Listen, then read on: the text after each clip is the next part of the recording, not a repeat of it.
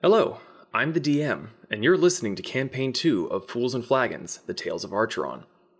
We livestream on Twitch at twitch.tv/foolsandflagons. That's fools, the letter N, flagons, every Friday at 7 p.m. Central for Tales of Archeron and 6 p.m. Central for Storm King's Chaos. If you'd like to join our community and talk not just about D&D, but other games as well, consider joining our Discord. The links can be found below in the description. Do you like us? Like, really, really like us? Consider donating to our coffee page at ko-fi.com/foolsandflagons. The links can also be found in the description. Donations and memberships are never required and always appreciated. We have no gated content for members only, and all proceeds go straight back into making Fools and Flagons an even better experience, and it helps to keep the podcast alive and well. Are you ready for some D&D? All right then. Grab your drinks and raise your glasses. It's time for the Fools and Flagons podcast.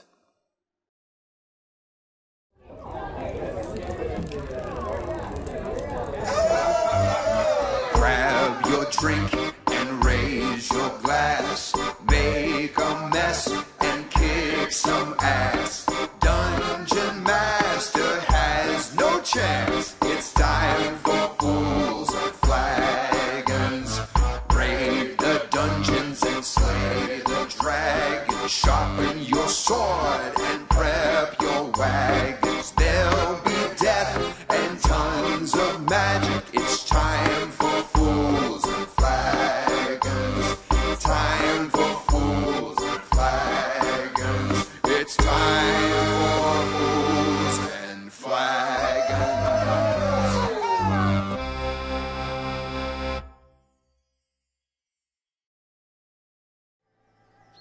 And hello everyone, and Boba, who is apparently blocking the microphone. Yeah.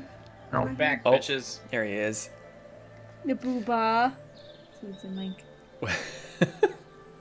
Well, hello everyone, and welcome to Fools and Flagons, a tabletop campaign made up entirely by me, where my players do silly things, and I see if I can kill them, which, according to my dice rolls, is fucking impossible. Tonight, we are back on with the Tales of Archeron.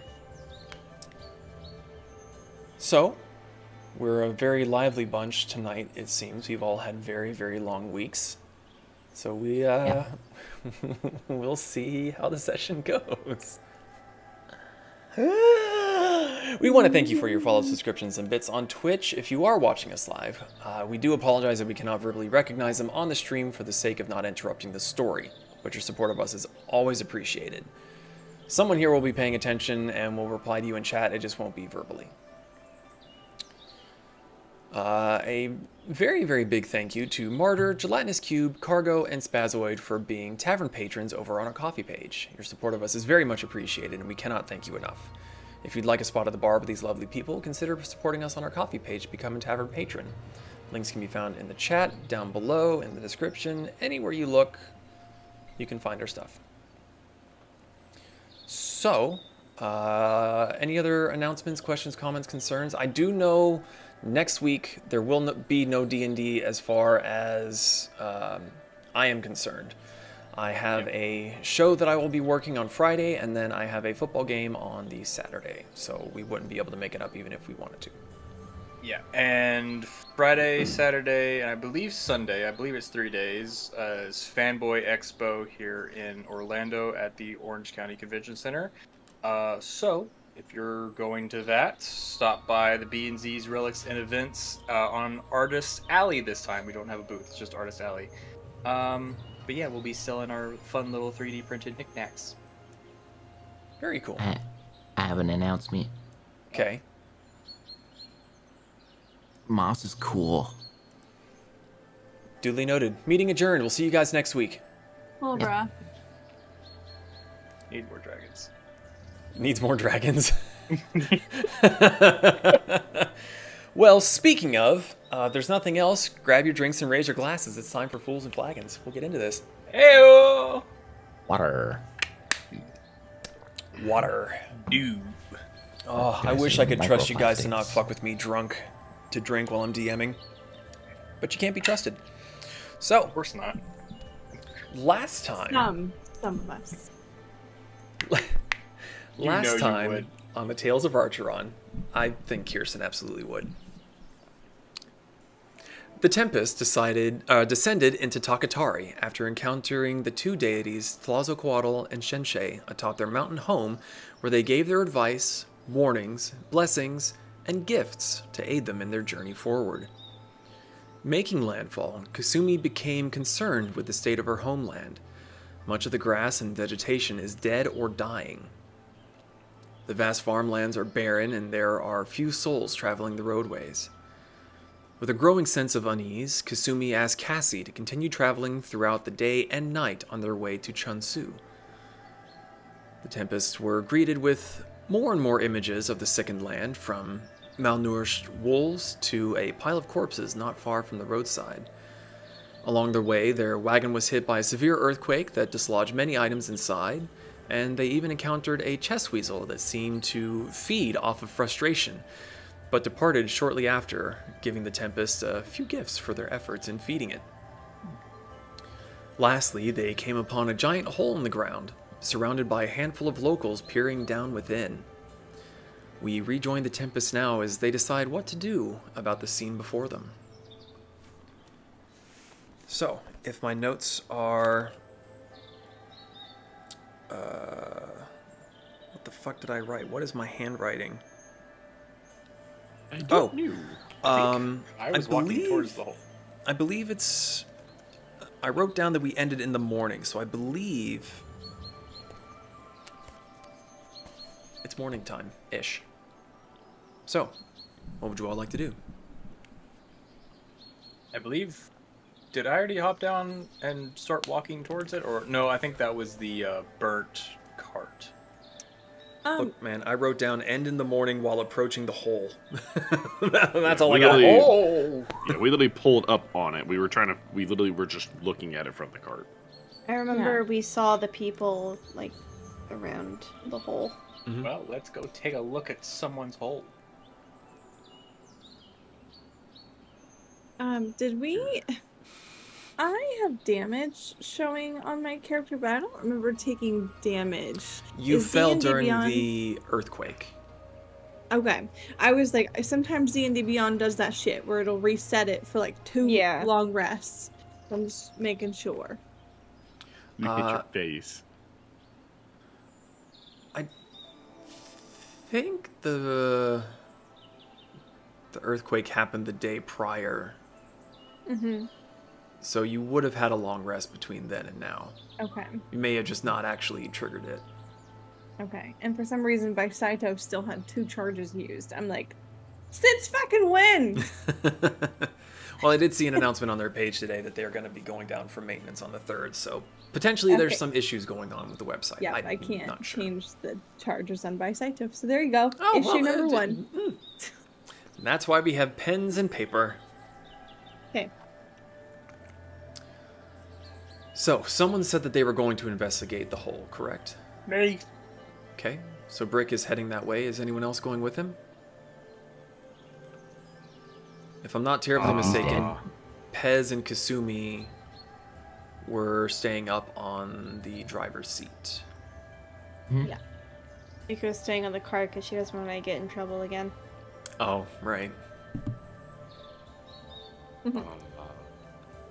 Zon, what about you? Does anybody speak? Stalls for time while tries to remember the name of the country. Takatari. Yes, does anybody speak? Oh god, what is the language called? Takatari? Are you outside when you're asking this? Am I what? Are you outside of the cart? I'm sticking my head out of a window. Kasumi's just gonna whip her head back and glare at you, like... Down, but yeah, okay.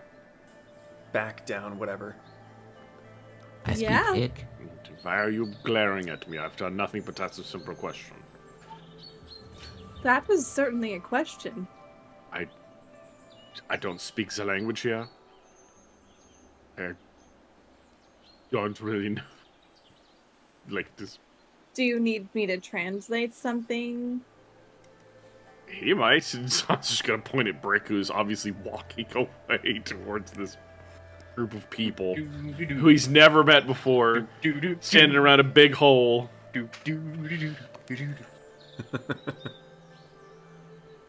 So, yeah. Might need some help. So, are there people around this area? You see about 4 people standing around the hole. Okay. Which Brick has basically approached by this point. Okay. She's gonna cautiously follow behind. But she's gonna keep like a good 25 feet in between her and any other people. Okay. So you hop down off the wagon and you begin to approach, but Brick is already there. So Brick, you say hello. All 4 of them kind of glance up, and you can see that they're all very sun-tanned, fairly muscular. There is a storm blowing through, so if the stream dies, I apologize. We'll try to be back as quickly as possible.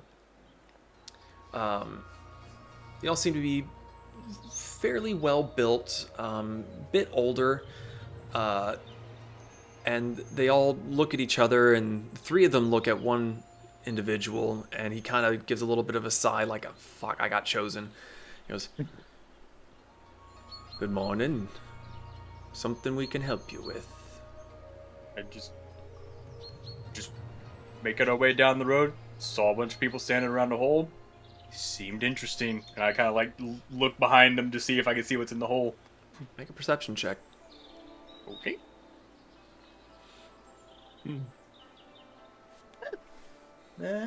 18. 18. It's deep. You thought at first that you might see the bottom. You don't see the bottom. Did someone fall in? One of me cows did. Oh. I was giving it a chase last night. It disappeared, so I started looking, and then I almost fell in the hole. Huh. Brick, you don't notice this right away. They're all wearing little bits of cloth over their face. There's a pretty rancid smell coming from the hole, which Kasumi, right about this point, you would have gotten close enough that you would get a whiff of it. It's not nearly as bad as the carnage you had seen the night before, but it's not a pleasant smell. Okay. Was there a smell coming from the burnt cart, or? No, this was the corpses. They were off the side of the road. Right. Which you also didn't smell. Right. You lucky Ever. bastard.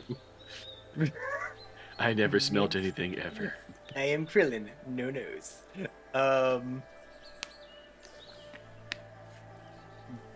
Rick is going to take out one of his torches, and he's gonna light it, and he's gonna drop it. Boom! I'm gonna say methane.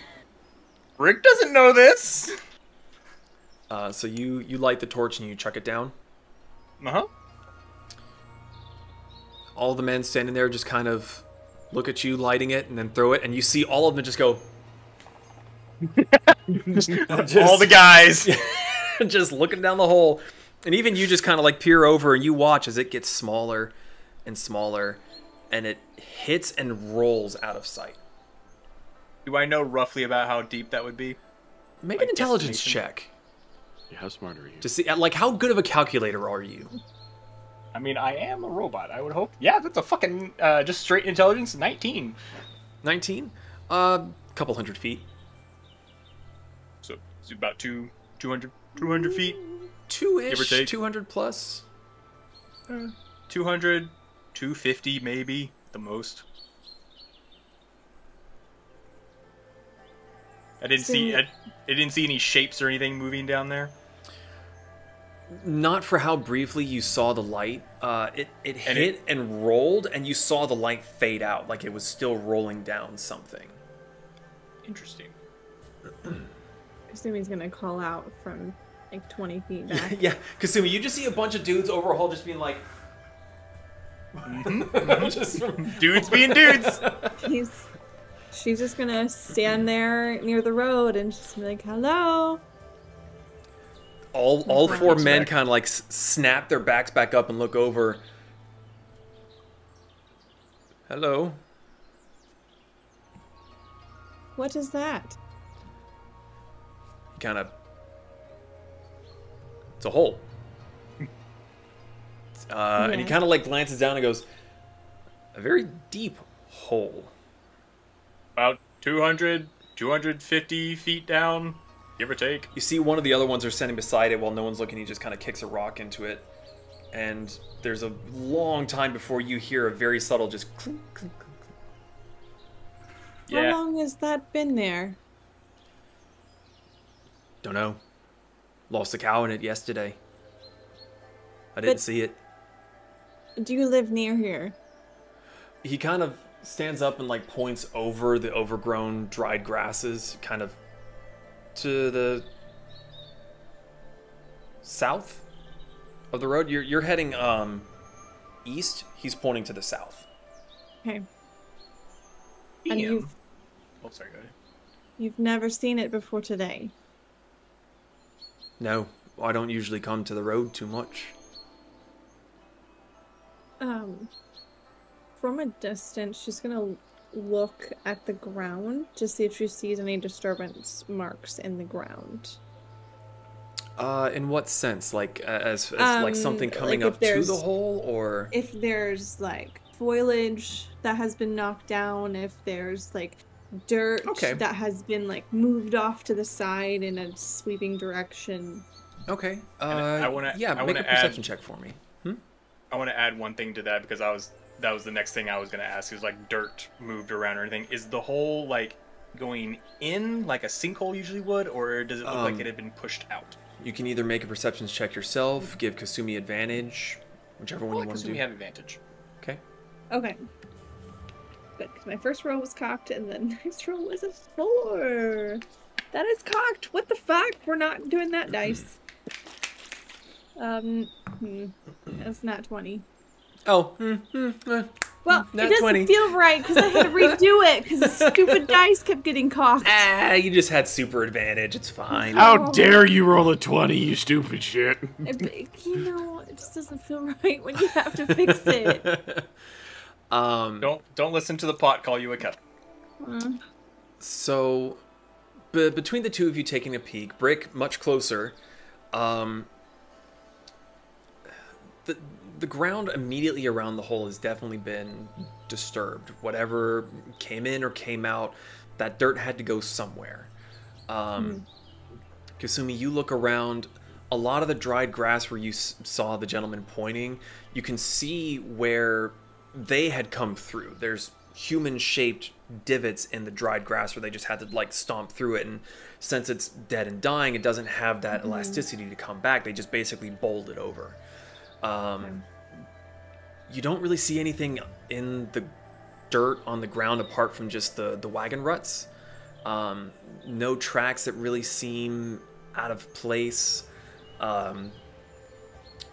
Brick, it's kind of hard to tell if the dirt came out or went in because it kind of fluctuates around the rim of it. There are piles in some spots, and then there's other spots where maybe because of the earthquake some of it fell back in. It's really difficult to tell at what state this hole was made in, if it was out or down.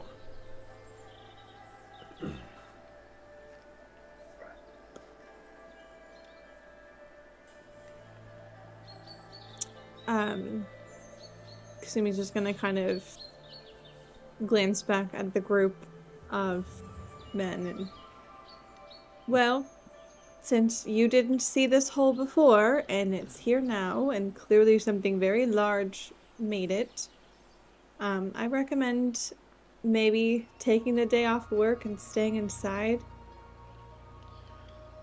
The one that had been speaking kind of looks down the hole again. It was my last cow.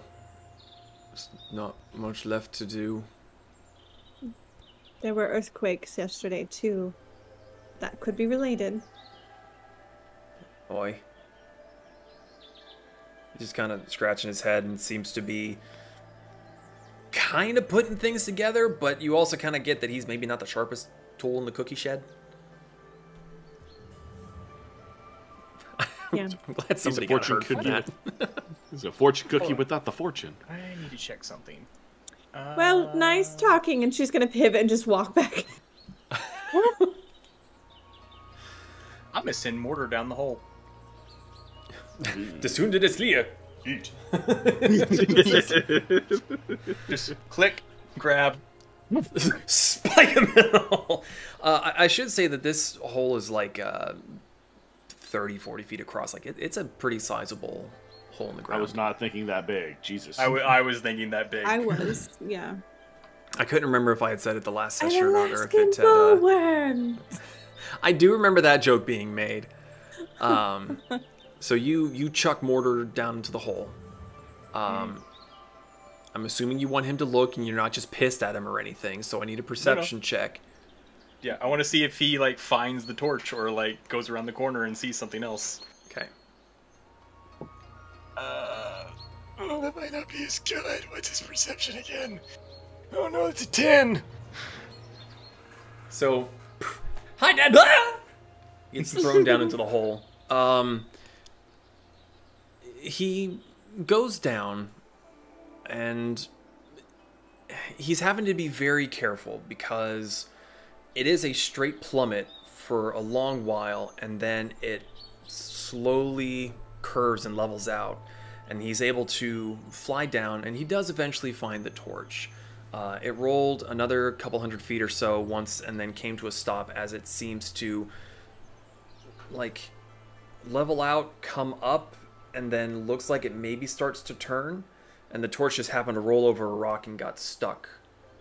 And it's already starting to kind of smolder because a lot of its fuel was knocked off as it fell and rolled, and it's kind of smoldering now more than being properly alight. Gotcha. What is the range that Okay, so I already can't communicate with it. Correct. You've lost. So... Yeah, you threw him down the hole, and guess... you lost him pretty quick. Yeah, I guess I'll have inputted, hey, if you find the torch and you can't hear me, just come back. Okay. He does eventually come back, and it startles some of the other men that are standing around it still, because they don't see him until he's just like there rushing out of the hole. You're fine because you could kind of sense him coming along, but...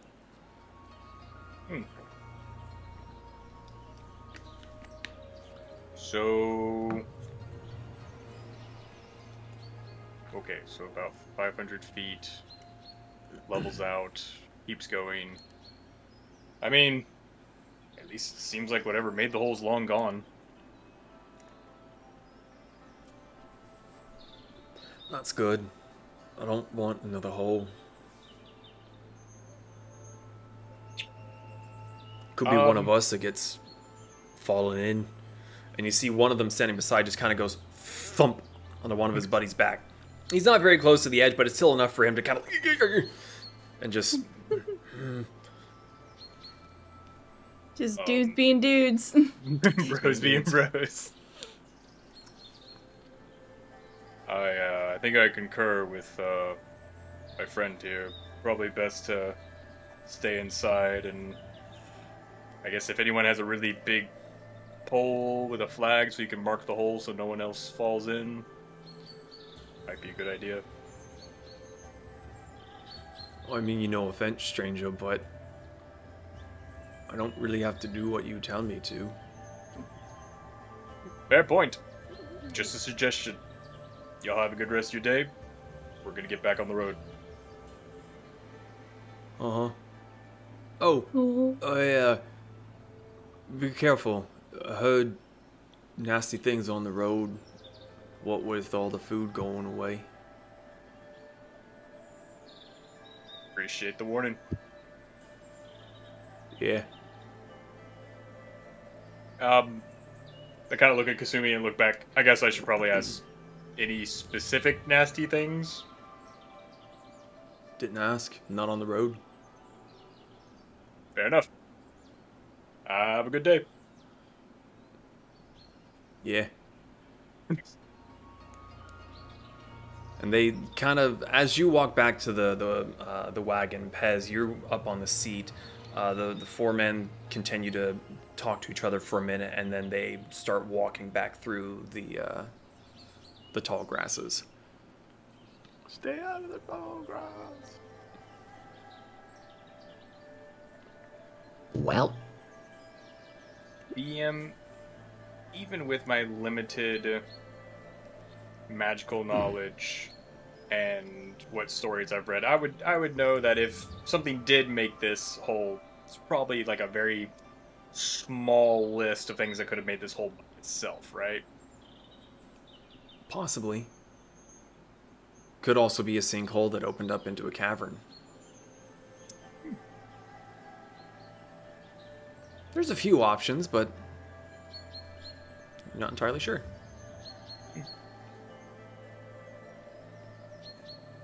Well, I relay all the information.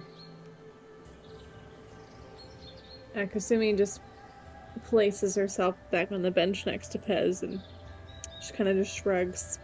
So what's going on? It's a very large hole, A hole. and apparently it hasn't been there for very long. Potentially within the last day it appeared, and they don't know why. It's the same time as the earthquake, right? I don't have a timeline, but it could have been. Well, no, as you said, it happened very recently, and so did the earthquake. So They were men of very simple words. So they said that they had never seen it before, and they found it today. wait, Berg, did you tell everybody that information, or just Kasumi? I've got back Well, I was 500. over there. 500 plus foot hole, kept going. Well, you said, yeah, I guess 25 feet. You'd still probably get the conversation going. I wasn't sure. Like, I was talking to them. Oh. I don't know. I'm all the way over here. So Also what about the whole earthquakes. food disappearing thing? Sorry, what'd you say, Moriko? It's like, what if the holes and earthquakes are caused by some giant underground catfish just thrashing around and causing it to happen? The hell is a catfish? Did you say a catfish? Y'all never seen a Moriko was like catfish? really serious, and then you ask her just, I don't know. Could be. I mean, to be fair, there's weirder things out there. And we've seen a handful of them. Not catfish. That's... I mean, there was the That's a snail bit that out killed there. me. It's not out there. I've seen catfish too. That's real. large? No. Okay, now we're on the same page. No. Kasumi's like, am I having the same conversation right now? You having an aneurysm? I am. It's an aneurysm. You'll have one eventually. Especially with hanging out with us. Yeah, they've got about half a year on you. I think it'd probably be best if we get back to moving. Yep. Okay. I figured we were having this conversation as we were going. No one No, mentioned you're that. not on the cart. I said I got back on the cart. Okay, alright, then let's Leaving go. Brooke Cassie. behind. Around the hole. It's not that difficult to get around the hole. It's slightly off to the side of the road, and Cassie's able to get around it fairly easily, no issues. You all continue on. You've got a better part of a day. You may arrive in the middle of the night, judging by your maply calculations, and the We're fact that headed Cassie's able to travel through the night. And we're headed to Chunsu, right? Correct. Okay. So, I need someone to roll a d20 for me. Dibs. Okay. Aw. A D20? I love seeing so many people Dibs get first. excited about it. Shiny 17. mattrocks.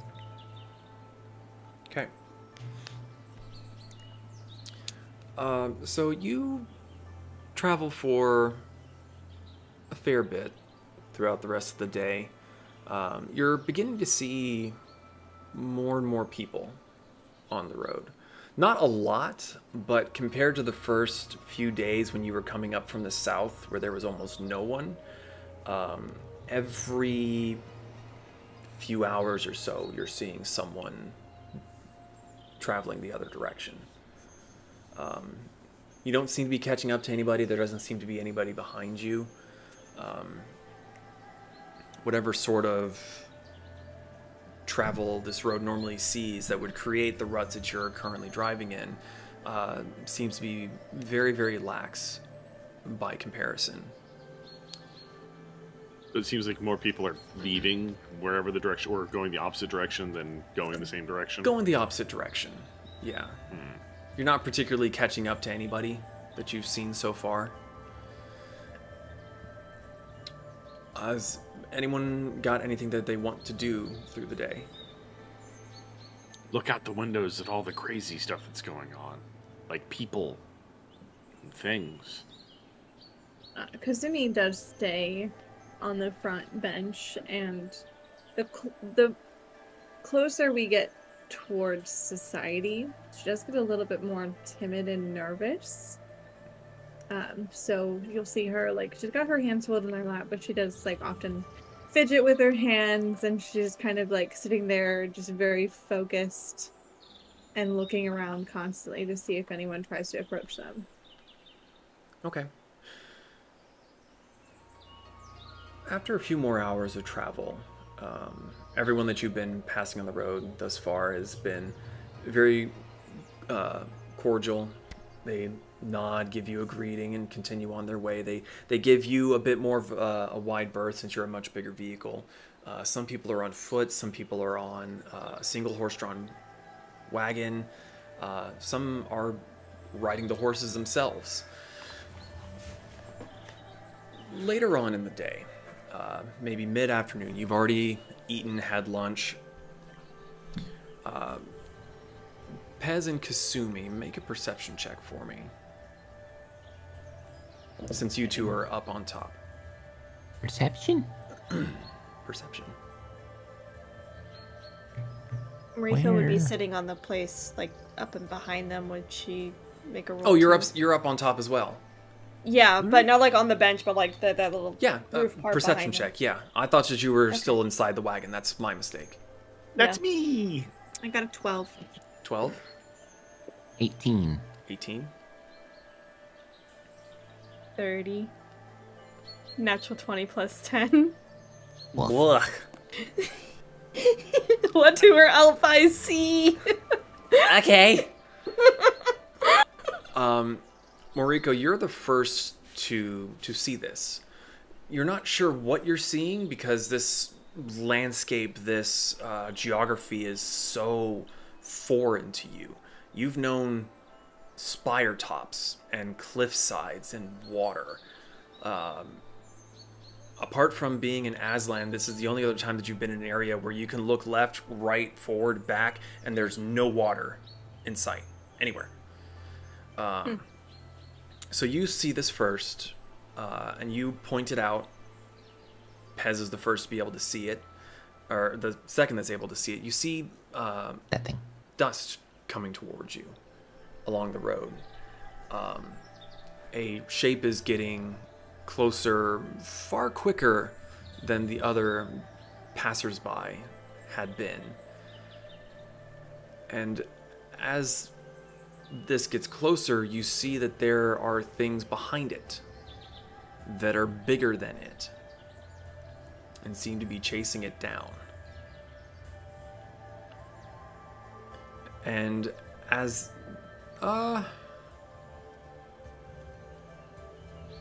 trying to think if Moriko would know what these were.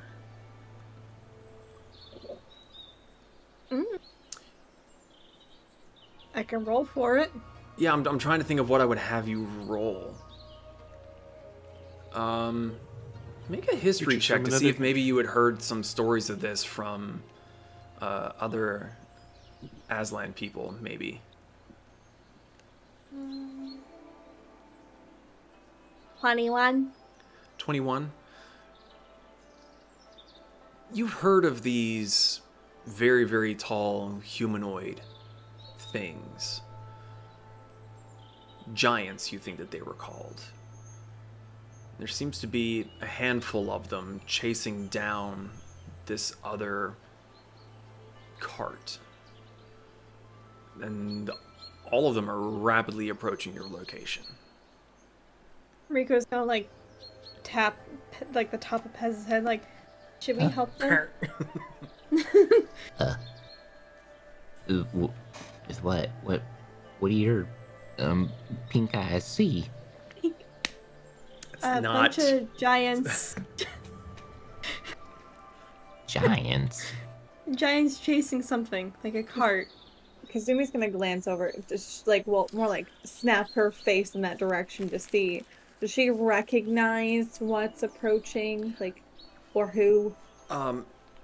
After the pair of them spot them out and kind of point you in the direction, you are able to see that there seems to be a group of giants chasing after this wagon down the road. It's a little difficult to tell right at this moment if they're gaining, falling behind, or what. You just see wagon rapidly approaching, kicking up dust, and every now and then through the dust you see a head, an arm, a club coming through the dust cloud.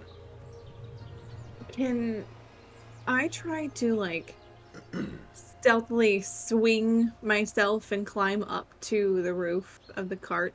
I thought you were in the bench. I thought you were in the bench. I'm on the bench. I want to get in the top, like the roof. Oh, that's very easy. It's literally right behind you. Like, okay, I thought it was a higher elevation. I don't know why. It's more where Mariko's sitting. yeah, the roof part is kind of like right at the back of the bench, so it's just Okay. a little hop up. She's gonna try to get to the highest point. So even if that means climbing on top of like the little tower, Okay. she's It's gonna fairly get easy. her elevation. Yeah, Cassie's not going very quickly. The road, while you are kind of in a divot, is not uneven or too terribly bumpy. So you're fairly able to get up there with no real issue. Okay, and she's gonna kind of like perch herself, like think Mulan on top of the building Yeah. at the Emperor's Castle. She's gonna kind of perch herself up there and try to see if she can focus and see what type of cart it is. Like if the cart has things on it. Okay. Make another perception check for me. Okay. See the Mushu up there with you. I am ready, baby! Get off the roof, get off the roof, get off the roof. No. 5. 5. It's tricky to tell. It is kicking up a lot of dust. You were able to see that it is a single horse, and whoever is whipping the reins is standing up and is just getting it, like doing everything he can to urge that horse to go as fast as humanly possible. And it's coming right towards us. Right towards you. Okay. She's gonna like put her hand on top of the roof and like, Cassie, go forward, Cassie, go forward, Cassie, go forward. Like keep going forward. Yeah, she's like, Cassie, go forward. You hear, okay, and it Okay. doesn't go. She doesn't go that much faster. She has a limit to how quickly she can go. Yeah. But you can definitely feel that there's a little bit more Oh. reckless abandon, I guess. Within 2 minutes, the wagon is just about upon you. What is everyone doing? Do I know this is happening? No one said anything. Do I feel the cart start to pick up speed? What's your passive perception? Because there are 14. internal... No. Because there are internal magics that are meant to keep the interior from bouncing around and vibrating as much. So you, unless you were looking out the window, you wouldn't have seen anything, or you wouldn't have noticed anything inherently different. John's gonna move towards the door as he's been watching all of this through the big ass fucking bay windows. I'm gonna swing open the door and just grab the thing and hang out the side, just kind of, wonder what's gonna happen with this. Why are you hanging out the door? You're not here. I didn't say where I was. I was in the common room. I'm just You're sitting at not the here. table. You're not in my world. You don't exist to me. You are but a figment of my terrible imagination. Because there's a dust cloud coming up upon us. What? And Brick turns around, looks out the window. I'll be back. And he starts walking up the stairs. As Brick goes and walks up the stairs, the wagon screams past yours. And just he's not looking at you, he's just eyes locked dead forward, whipping the horse. There's a moment as he's going by that there's a quick glance and you just see pure fear, but it's just right back to it and just going. In his mind, it's better you than him. And at that point, the dust begins to cover Cassie's sanctuary. Did we see anything falling off? I probably didn't. My perception's shit. With Moriko's roll and Pez's roll, well, I mean, even with it being right beside you, you'd be able to see the wagon was all but destroyed. He was basically standing on the bench with just the front wheels still attached and rolling. The rest of it was splintered and just gone. I immediately pictured Jack Sparrow. The cold part. Better you than me, love. Okay. She's gonna take a little sigh of relief after they go by us and not into us. She's gonna stay perched for a moment to wait for the dust to settle. Can we see through the dust at all? Make perception checks. Sure. I'm not even gonna bother. 24. 24. My I haven't been up the eyes. stairs yet. 28. 28. Does my rebreather mask thing have like goggles? I mean, it should. It's a plague doctor mask. Flapper mask. Flapper. You're asking me about an item I made years ago. I'm gonna say it like a does picture because on that's it? what the picture does. Hold, please. Hold, please. The breather mask.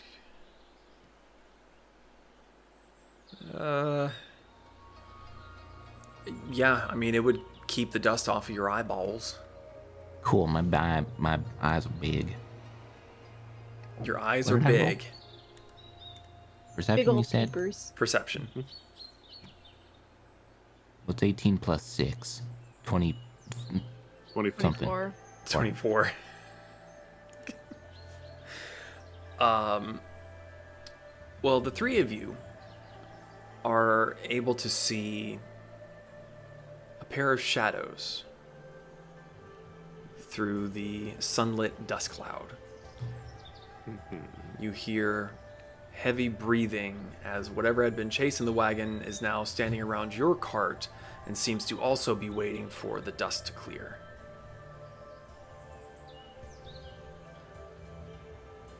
I need everyone to roll initiative.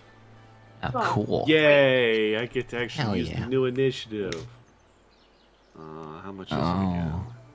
I rescind my hell yeah. Plus Holy 5. shit. Never mind. God, I had a plus 9. Jesus. Plus 25. Okay.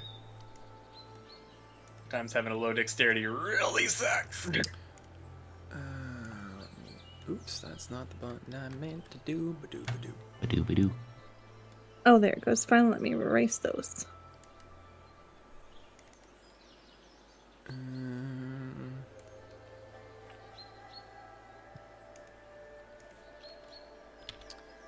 Okay.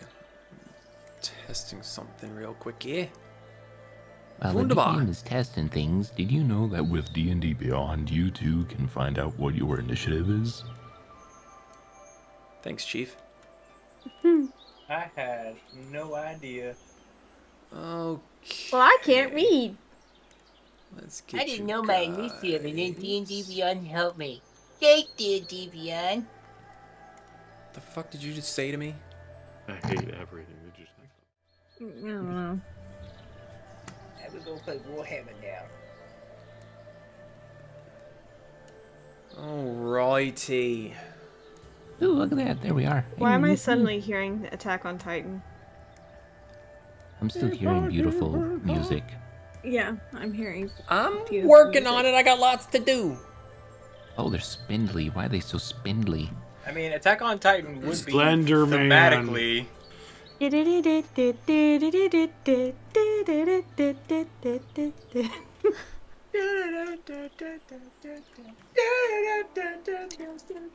the HP at? Oh, that. That opening was a bop, though. I wouldn't know. All right. I only watched the first season. So, 25 to 20. 24. 24. Wolf. Oh, sorry, 22. Sorry, my bad. I can't do math. Zon, you said 30? Yeah. 30, 20.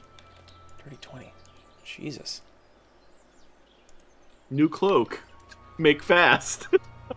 20 to 15. 19. Oh, brick. Oh boy. I hit hard, but I'm real slow. You want to talk about it? Right. 6. That makes My- sense. You're still clunking up the Yeah, stairs. you're still coming up the stairs, yeah.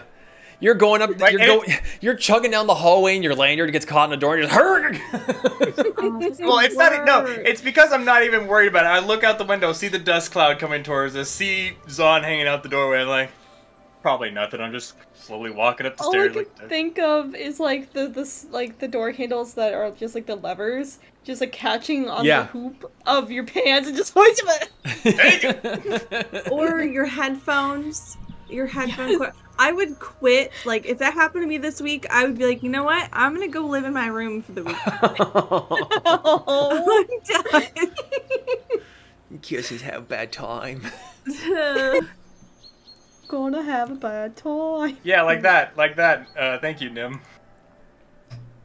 Yep. Okay. I was still plugged into the wall. Charging So- port. Alright, so, top of the round is Zon with Kasumi on deck. The pair of you see two fairly large shadows reaching you through the dust cloud. It's a little bit difficult to tell exactly how far away they are, but as more and more time passes, you're able to see a little bit better.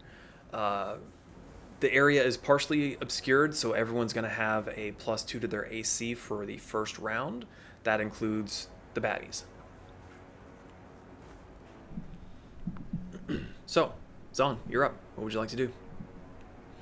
I see you making a line. Did you mean to run through him to the other side?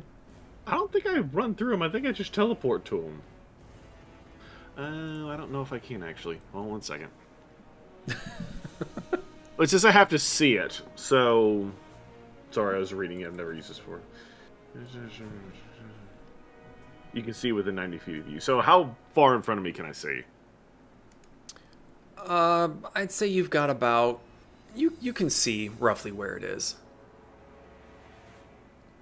Can I teleport behind it then? Using what? Chest piece. Oh, right, that thing. Un momento, por thing. favore. The thing. 90-foot teleportation. Let me check. Okay.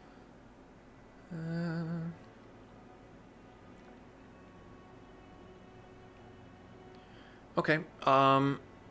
I don't think I would allow you to teleport behind them. But teleporting in front of them, Next to? you'd be able to get somewhere here. Okay. Okay. So that's your movement. So it wasn't beneath, so it wasn't between, so I can't do that. And Kasumi, you're on deck. I don't remember if I said that or not. And I'm going to use a bonus action to attack him. Bonus action? Yes, Dune Duster. When I am first in initiative order, I can use a bonus action to make an attack, and if I'm the apparently if I'm the first in the initiative order, the attack is made at advantage. So yeah, bonus action to attack. Okay.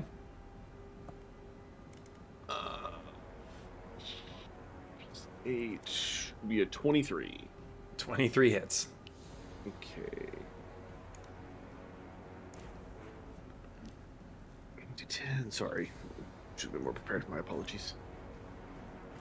So that is going to be as a percentile die, not a D10. Why would you do this to me?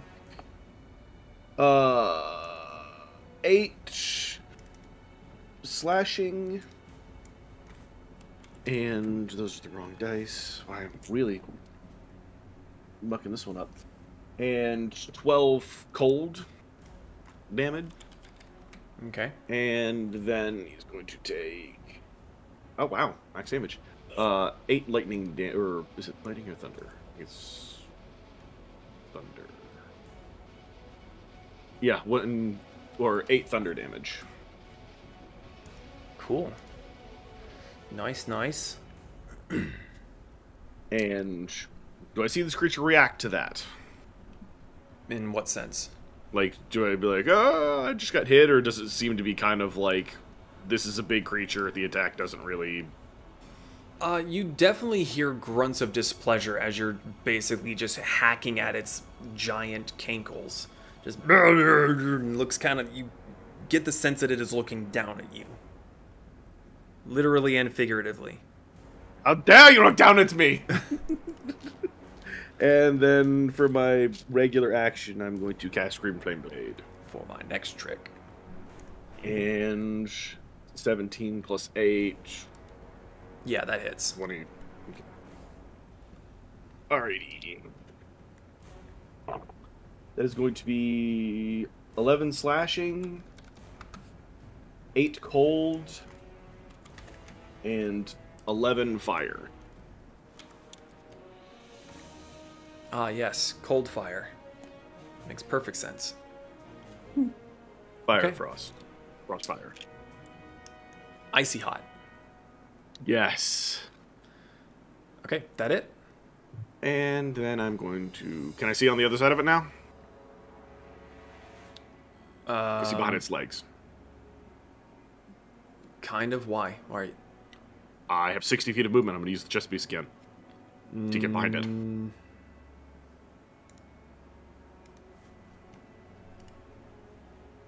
How do you have 60 feet of movement?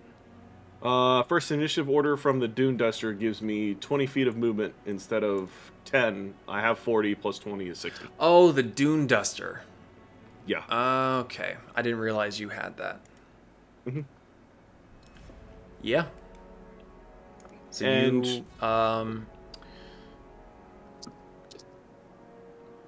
Yep. Oh. Okay. Yeah, I feel it too. Thor's pissed too.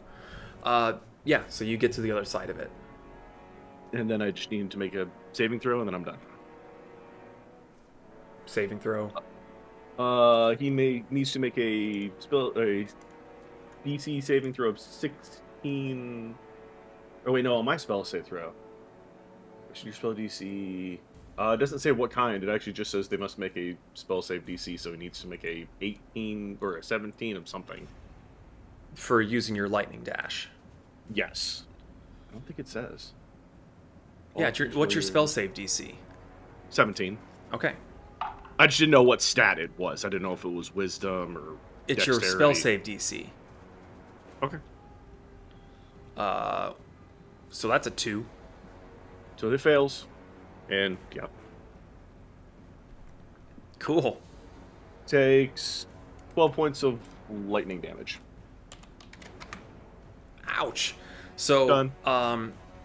Those of you that are up top, and Brick, we're going to say that at the start of your turn, you're at the turret level. But but all of you up top, you see a flash, some slashing. You hear one of the shadows making a noise, and then another flash, just somewhere within the dust cloud. That brings us to Kasumi. Moriko, you are on deck. Okay. So, question. Yes. I know that I'm near the little tower portion that's slightly higher than the roof, correct? Correct. Okay. Is there enough space for me to tuck myself on the south end of the tower? Yeah. Okay. So. Yeah. That's the best model I had for a wagon. Right. I just wanted to make sure that there was Yeah. enough space. Mm-hmm. So she's gonna hop down and hide, the bonus action hide, behind I the see. tower.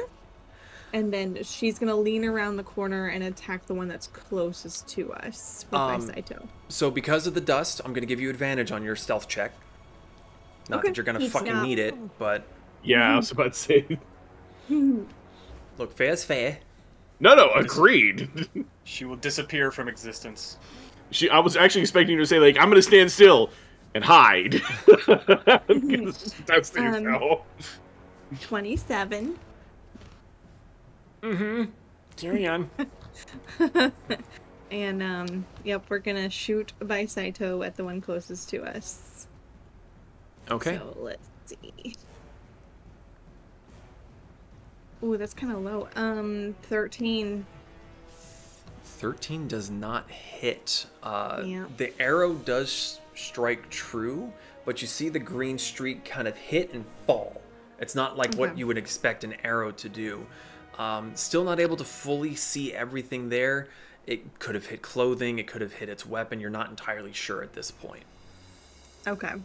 Yeah, she's gonna do, she's basically, her motive for this is she's gonna do that super secret, like, lean over the corner, shoot, and then back up, just so she stays there hidden behind the tower. So that's where Okay. she's going to end. Well, you did use your bonus action at the start of your turn to hide, so unfortunately... Right, she's not gonna hide, Okay. per got it, se, but I'm- she's gonna take that step back to the back side of the tower. Gotcha. I'm picking up what you're putting down. And since I can't see it on the map to, like, maneuver it, To maneuver it. yeah, Okay. and that's my turn. Cool. So, it is one of the giants' turns, and let's see. It is going to chuck a rock. Not just a boulder, it's a rock. Of death. Oops. Hey, you. Become visible. Let's see. That's going to be... It's throwing a rock towards Moriko and Pez, so that's going to be at Moriko. Does a 19 hit? Yep. I get the roll damage. Even with your +2 AC? Oh, yeah. Still hits. Oh, okay. 1, 2, 3, 4. Right? Yeah.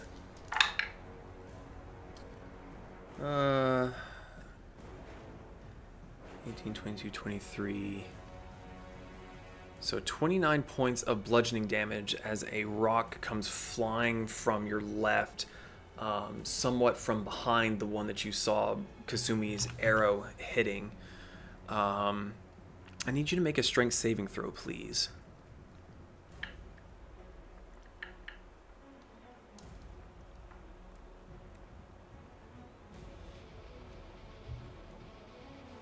Dirty 20. Dirty 20? You're fine. The rock hit you with fairly significant force, and you feel that if you hadn't managed to grab onto the bench, you may have gotten knocked off the side. But you're able to keep your wits about you, and you don't completely fall. Let's see, so it was 5, 10, 15, 20, 25. It's going to keep on. No, it's going to go back around behind. Be a scared little bitch. Okay, so that brings us to Mariko's turn. Pez, you're on deck.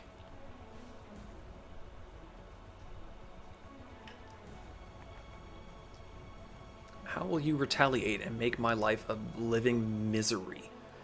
Hold on, I'm trying to position. So there are walls there. Can you ping where you're trying to go? Because you may not be able to move because of the walls. Oh, that kind of position. Ah! Just gonna shut my dirty Wrath whore of mouth. nature. Oh.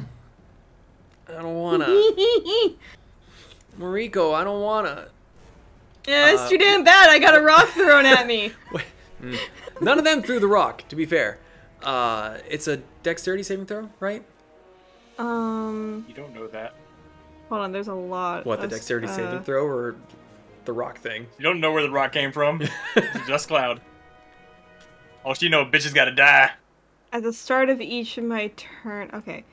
So the area in the cube becomes difficult terrain for my enemies. For the start of my turn, which I don't know if that counts for this, they may have to make the dexterity saving throw for the trees. If they are by a tree, they get whomping willowed. I thought there was a saving throw about them getting entangled when the spell first came out. Or am I making that up? At the end of my turn. Oh, They make okay, a so I don't need strength to do it saving just throw. yet. Got it. Yeah, just yet. Copy. Is there anything else you want to do while you're there? That was my action. I still have my bonus action.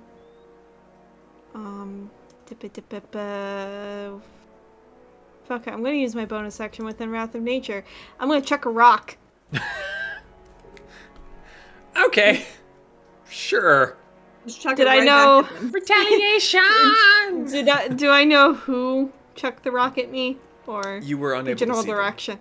It generally came from this direction. Okay, then I'm just gonna go for this bitch. Okay, the Because one that's it's closest. general direction, I'm gonna chuck the rock. No, that's fair. Okay, so I just have to make a ranged spell attack. So Okay. I just do a spell attack with my... I roll a d20 with my... And add your spell spell attack attack DC. modifier. Mm-hmm.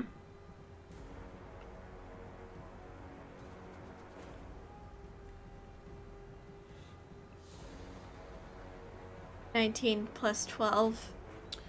Okay, that does hit. However, it is going to use its reaction to try and catch the rock. And it succeeds. Damn it. Does it, that does bludgeoning damage? Non-magical bludgeoning. Okay, so unfortunately it takes no damage as it just catches the rock and just kind of leans... It also says it must succeed a strength saving throw if fall prone. If it hit... Well, you know what? Fuck it. Why not? It'd be funny Oh, if it you caught said it and on you a just... hit. Well, technically you hit. Kind of. Okay. Kind of. Because I'll allow it, because it would be really funny if he's like, ha, I got it! Oh, you're fucking... What is it, a strength saving throw? Yeah. 13?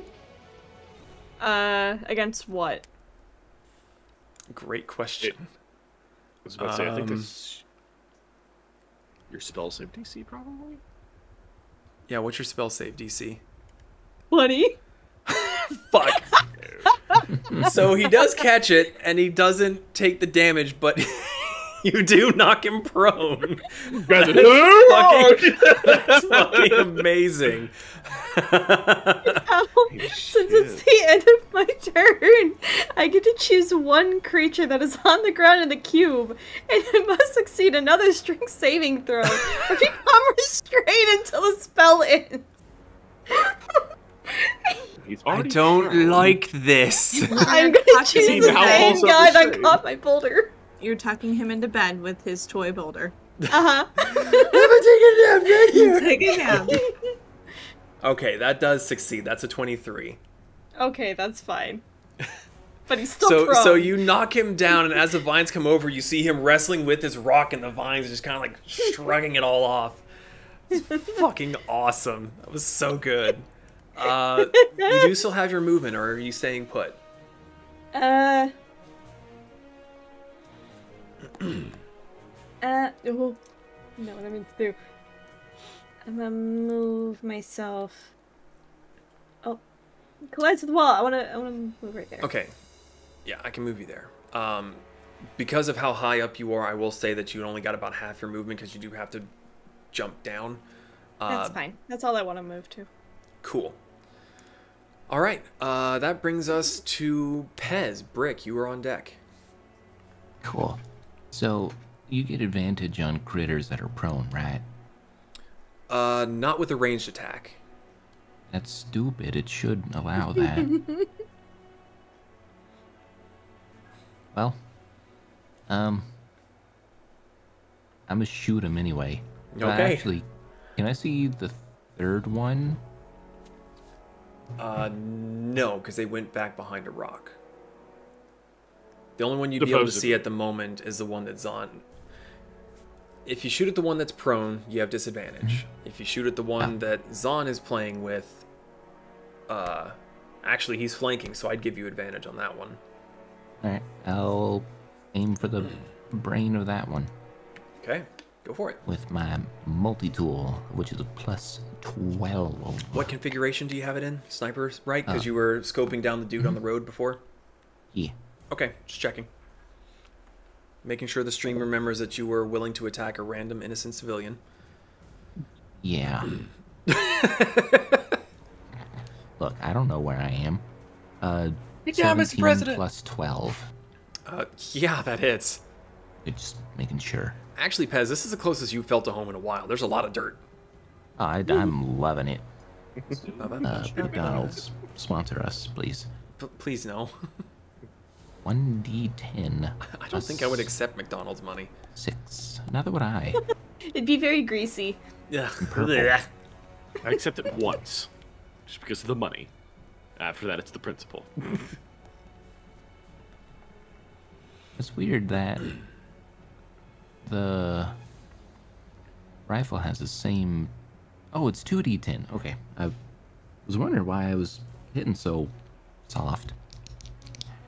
Yeah, I wasn't able to get it set up to be able to have all of the damage rolls on the weapon at once. So you just unfortunately kind of have to keep an eye on it and remember which dice to roll. 17 damage. Ooh, not bad. Not bad. Oh wait, I had advantage on that, didn't I? Yes. I mean, just to see Okay, if I'm gonna write down 17 real quick. No? No, yeah, you're good. It wasn't... What type of damage was that? Because you have elements attached to it. Fire. You seem really sure about that decision. Yep, I'm feeling spicy. Okay. Cool. Anything else? You staying put? Bonus action. Hunter's Mark. Ooh. Because I should have done that first, but I didn't because I was stupid. Well, I'd say you live and learn, but we've been playing for 3 years, so... Yep. Anyway. For my movement, I'm going to wiggle in place. Alrighty. That brings us to the Giant's 10. Oh, no. So... Oh, Mariko. The end of your turn, I needed to make saving throws. Right? Because the one dude was still technically touching the ground? For the roots and vines, I select one creature. Oh, okay. Sorry. Yeah. You could have lied to me. No, I'm trying to be truthful. It is going to 5, 10, 15, 20... move past you to get out of the ruckus that was there. It was difficult terrain, though. Yes. Okay. Yeah. It didn't have to move that far.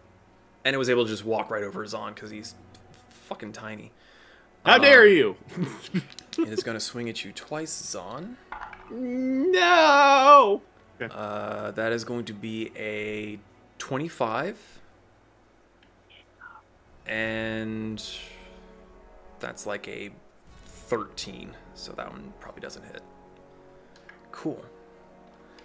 Let's deal some damage to Zon. No. 21 points of bludgeoning damage as it just takes its club and just...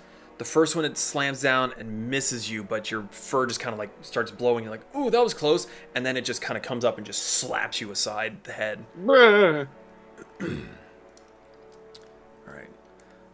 That is that one. He's going to use his half of his movement to stand up.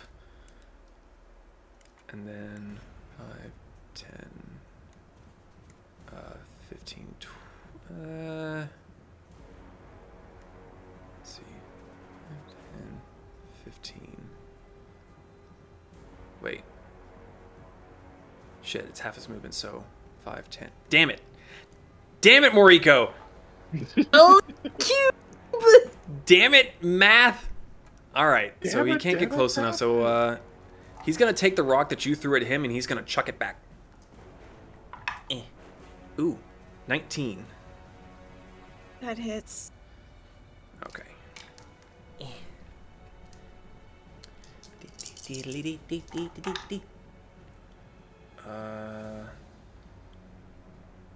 Let's see. So that's gonna be 13, 23, 25 points of bludgeoning damage. I need you to make a strength saving throw. Catch it, throw it back, deflect missiles.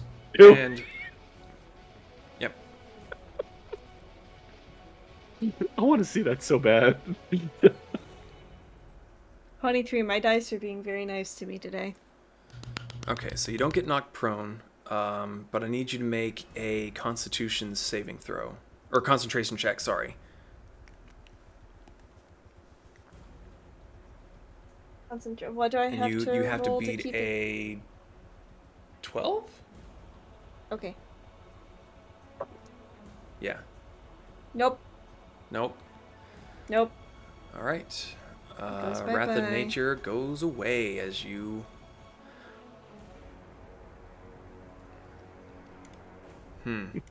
Sanj looks around. Where'd all Yep. the nature go? Okay.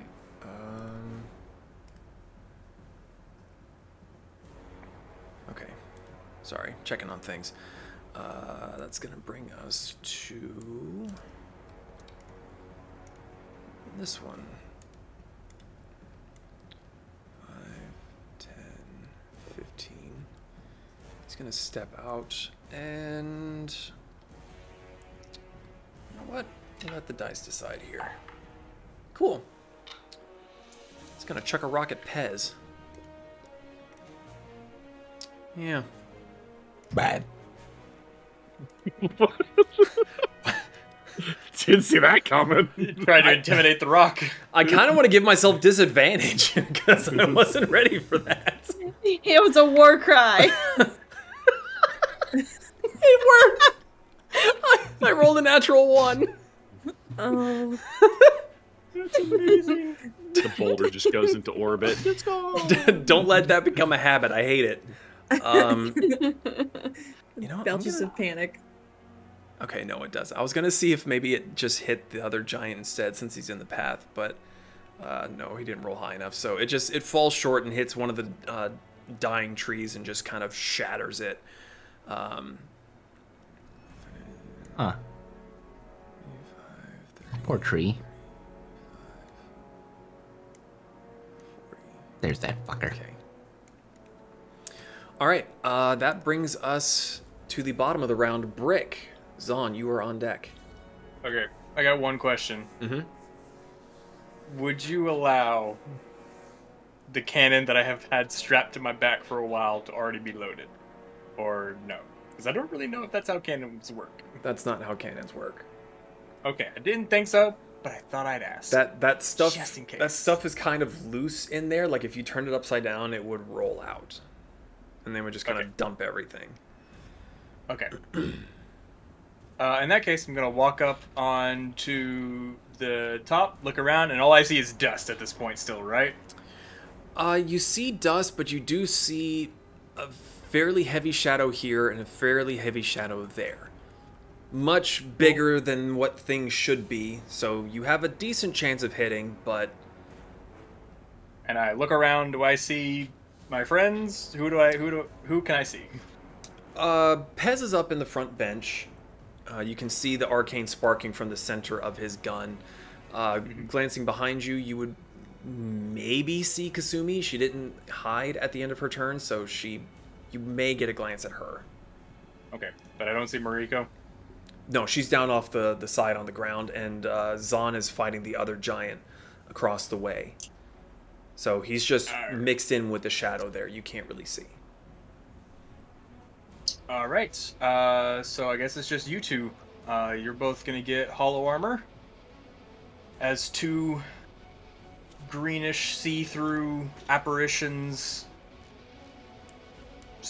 rush over to you and cover your form like armor. And then for my bonus action... Wait, who's getting their armor? Pez and Kasumi, because I can't see you at the moment, Mariko. Okay. Just checking. Well, I mean, I look around, if I step up to the railing, because I'm looking around, like stepping up to the railing, looking around. So I wouldn't see her anywhere around the cart? Yeah, you're fine. I would say you would use half of your movement to check over each side, because you don't know where Moriko is. For all you know, she's inside somewhere. Gotcha. So half of your movement is gone, but if you want to choose Moriko as well, I will allow it. Okay, yeah, then I'll give Mariko it as well. I don't think I have a bonus action that fits this situation. So I'm gonna sit tight. Okay. Start of the round, the dust settles down. You can all very clearly see you've got a couple of giants causing a ruckus. Zahn, you're up. Kasumi, you're on deck. I will cast bonus action, Spirit Shroud, upon myself. Okay. And you just see two giant, dead-looking Valkyrie people floating near me. Ooh.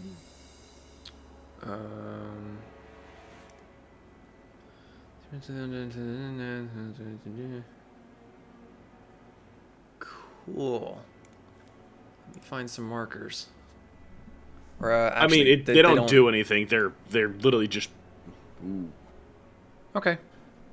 And I'll do. Well, I was trying to do something cool, but never mind. Yeah, I know. Necrotic be the extra damage. So. Okay. I will then use Green Flame Blade and attack again. Okay. Well, hold on. Okay, yeah, no, sorry. It's a bonus action. Carry on. Yeah. It's been a minute since I've seen that spell. You're good. Is a 22 going to hit? Yeah. Okay. And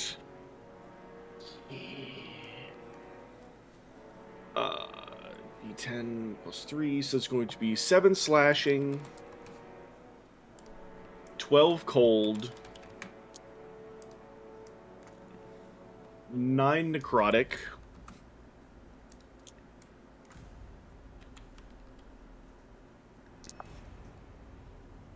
8 fire,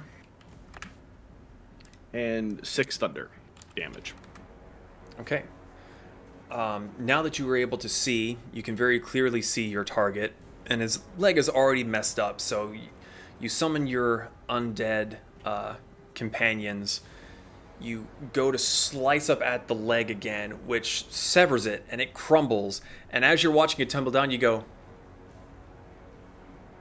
and just stab it straight through the chest and just sort of like redirect it to not fall onto you and pull your sword free. It's dead. Oh. Oh, okay. Does my hunter's mark die with it, or does you it will get move? to use your bonus action to move it on your turn. Okay. Oh, that's no. And then yeah. Now that I can clearly see, I'm going to teleport Mia. And I need him to make a saving throw of 17. That's a 19. I don't know if he takes damage. Does he take half damage, or is it just no damage at all? Nope, succeeds, no damage. Okay. Okay. Thank you. I'm done. Yeah, I may need to look at that again, because it's a spell save. Well, hold on. Let's see. It doesn't say what type of save it is. That's why I was a little confused. Yeah, that's probably my bad. I may have typed it in wrong. I'll have to... If you can make me a note, I'll check that later. So that was your bonus action, attack, and movement. Mm-hmm. Okay. So, Kasumi, you're up. Moriko, you're on deck. Okay. She is going to... You can clearly see now. Bonus action hide. Mm-hmm. And then shoots the one that she shot she tried to shoot last time. Gotcha. Which, go for it. I think I just remembered too, I made it dumb. I didn't roll for advantage last time. Oh. Do you need to roll my stealth? Now. No. I mean, I can do it now, but roll for stealth? You have proficiency in stealth, right? Yeah. And what's your stealth modifier? Automatic 22 for a low. You can roll if you want. It's a 22. I rolled low. Okay. Advantage, I'm gonna please. roll for my attack. No, it did. It almost bounced off the table. Okay. Nat 20? Yay! Oh Hey. no! Oh no! Oh yes! In statues tonight. The Kool-Aid Man Okay. busts out the side of a cart. Oh yeah! And we'll use 2 charges because why the heck not? I'm She doesn't gonna get to make do a this very often. shave. Okay. What's the save D&D again? Beyond's not working. It needs to do a Constitution saving throw. So you're saying there's a chance. Maybe. There's not a chance. What'd it get? Natural 1. Oh. That's a critical fail. On Well, let me roll my damage first to see how many limbs it still has before it starts to turn into a statue. Okay, so This is the dice rolls that I expect from me. it's 10 points of piercing Uh-huh. plus 5 points of poison. Did you do your sneak attack damage? I'm doing it right now. Cool. She's like, I heard the pile of dice fall. 20 points for sneak attack. Oof. And then it's gonna start turning into a jade statue. I need to look at something from my wording on that item real quick. Does a critical fail count as 2 failures? That's what I want to look at if that's something that I did. Because I honestly cannot remember. It says on a failure, the creature is petrified, having been turned into jade until freed by the greater restoration spell. So it happens like immediately. Is it 1 fail or is it 2 fails? On a failed save, creature magically begins to turn into jade. Oh wait, it must repeat the saving throw at the end of its next turn. On a success, the effect ends. So it has 1 turn to stop it. Hello. I'm gonna say on a natural 1 though, he's just kind of fucked. I mean, Yeah, it's... yeah, fuck it. No, I failed hard. So yeah, you pop it in the chest and it just doesn't have time to do anything. And so she has the dust settled enough where she can kind of see like the emerald starting to form. Yeah. These guys, they're very brown, earthy colored. This is the brightest green in the area for a long ways away. So after she takes the shot, she kind of lets out a little like, and then she's gonna go back to hiding, and she's like, "Oh, that's cool." But that's her turn. Brick, Kasumi's Pez, like, and Mariko, you just hear the tiniest little yes.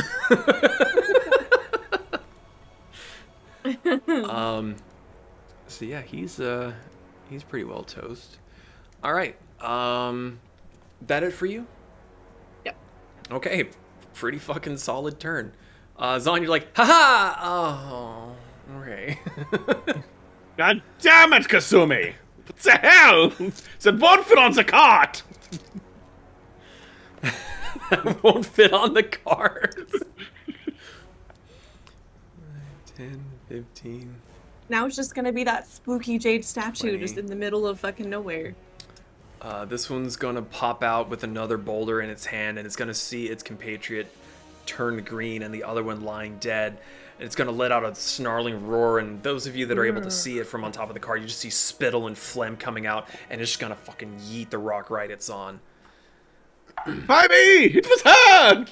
That's a natural 20. Oh, silvery barbs. Damn it! I was gonna do that! It's a natural 19 plus... A lot. Lots. So 20... no. Yes. 28. Yeah, the rock hits. Damn it, you're not protected. Who are you giving your advantage to? Am I in range to give anybody advantage? You give it to yourself. It's 60 feet, isn't it? I'm trying to make sure. Sorry. 30? Oh, is it 30?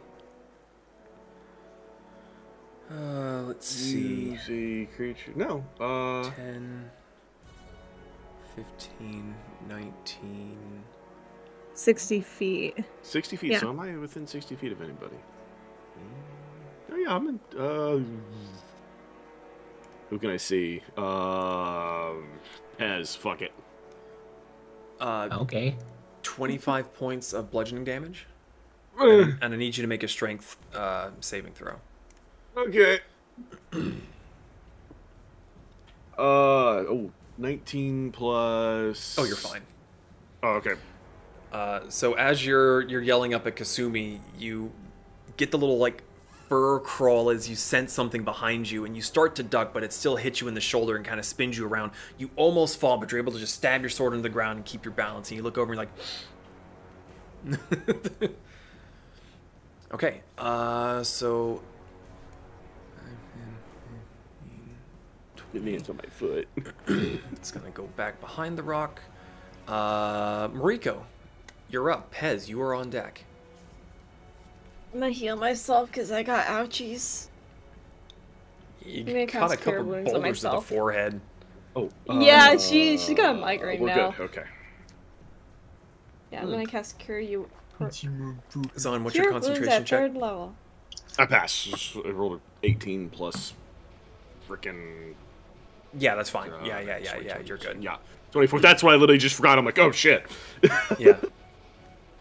Thank you for keeping me honest. I Thank forgot you for about it being until honest. Yeah, I forgot about it until 2 seconds ago. So I got 25 points of healing for myself. Oh, What spells do you damn. use? Cure Wounds. Oh, hell yeah. Yeah. Sorry, I got distracted making sure that Zon didn't keep his little Yeah. necro bitches up with him. Yeah.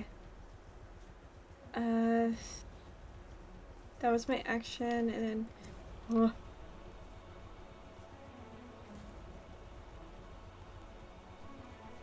Gonna. Do I see the bitch?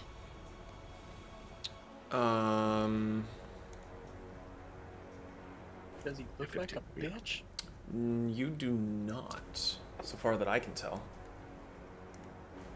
Okay. I'm just going to hold position and just wait for the shit to come out. Okay. Is Cure Wounds? That's an action to use that, isn't that? Yes. Damn. Okay. Well then that brings us to Pez. Brick, you were on deck. Do I see the bitch? I see a bitch. Are you able to see him? No. And you can't see Cool. him. Yeah, just make sure. I didn't know if these black blobs were...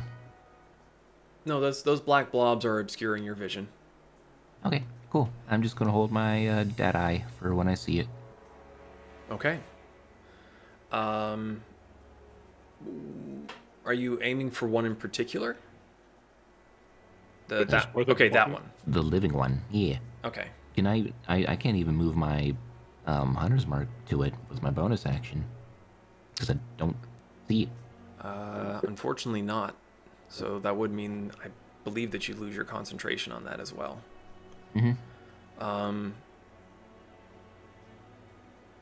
mean, theoretically, you could jump off the cart and move and potentially get to see it, unless you are dead set on staying still. How much movement will it be to get off said cart? 10-ish. 10, 15. It's a decent jump down. Got little legs. So I can move to here. It won't let me move. Okay. Cool. Don't see nothing. Well, it was a chance. I'm exposed. But you're holding your action for whenever it comes into view, right? Yerp. You're... Okay. Alright, that brings us to this one. 5, 10, 15, 20. It's gonna come out. I see something. Yeah, it does step out, so go ahead and make your attack on him. With advantage. Oh yeah, that's right. Silver barbs. Yeah. Ooh, good thing I had advantage. Enjoy that. I only get one. 17 plus 12. Yeah, that hits. Cool. Deadeye mode engaged. 2d10. Okay. It's going to throw a rockets on, because the Dice Lords decreed it so. 18 damage. 18 damage. Okay. Throwing the rockets on. Correct. Yeah. I rolled the dice. No, So Zon, that is going to be a 24. No. Yes, 24 to hit. Every bobs.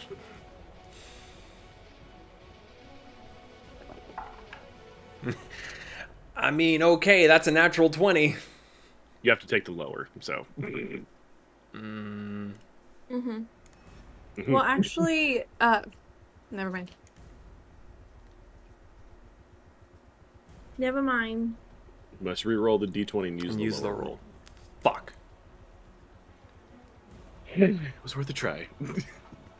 I just remember that because it came up last Friday. Yeah, there's a lot of abilities that make you re-roll stuff, and the stipulation of which you use is.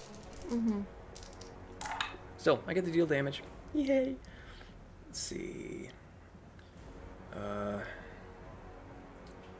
It's 12 plus, so 26 points of bludgeoning damage. And I need you to make another strength saving throw. 18? 18 succeeds. So again, you feel something else slam against you as you're holding your sword into the ground to keep yourself from falling, and you just get hit in the back again, and the rock just crumbles around you. That's gonna be really sore.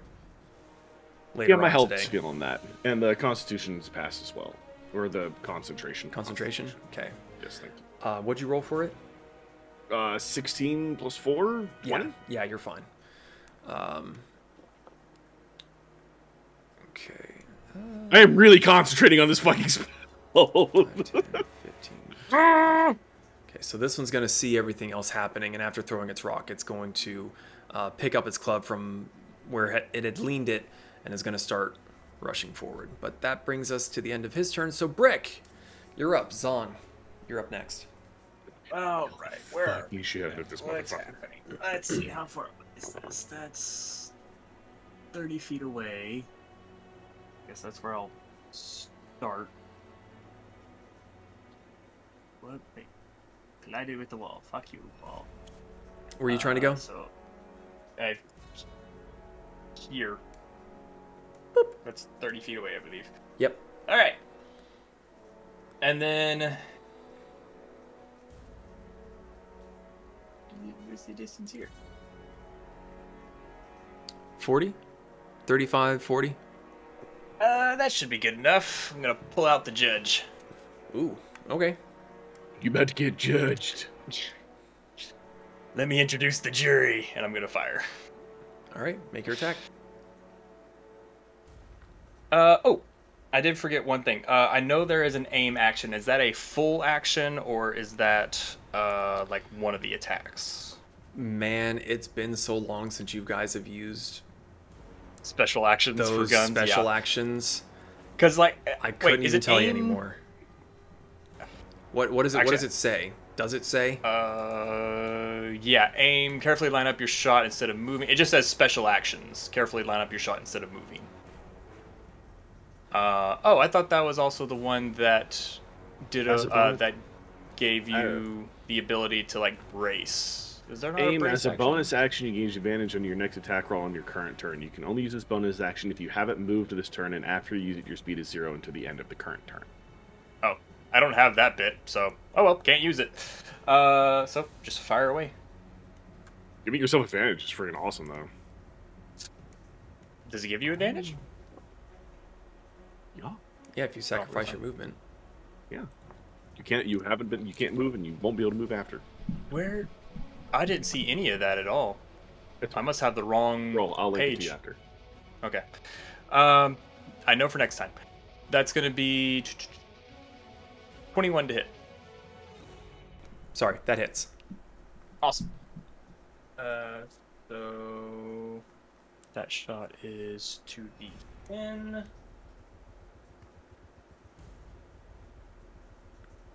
That's gonna be plus dexterity, so 13 points of piercing damage. Okay. I mean, I have 3. The next 2 are going to be a disadvantage, but we shall fucking see.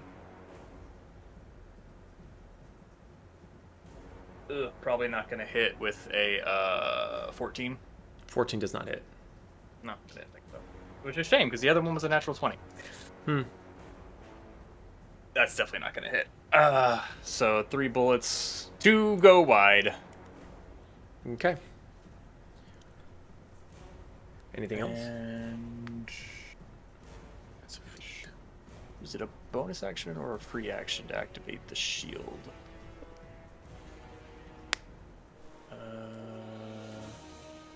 Bonus action. I'll go ahead and activate Tlazo's scale shield. Okay. Cool. I don't remember. Does that doesn't take up space or anything? It just frees your hand to be able to do stuff. Correct. I can now use two-handed weapons. Cool. Hell yeah.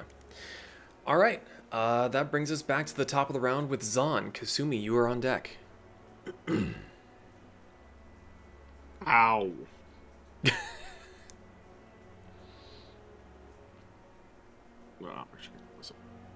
What's here? Is that a rock, I'm guessing, or is that a tree? That's a tree. Okay, I stand here then. I'm going to just flame blade. Flame on! That's caught. Somehow caught. 14 plus 8. 22. That hits. Yeah, you guys have been crushing the AC score.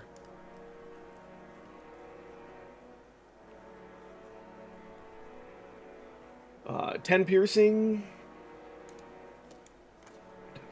11 cold. 3 necrotic. 6.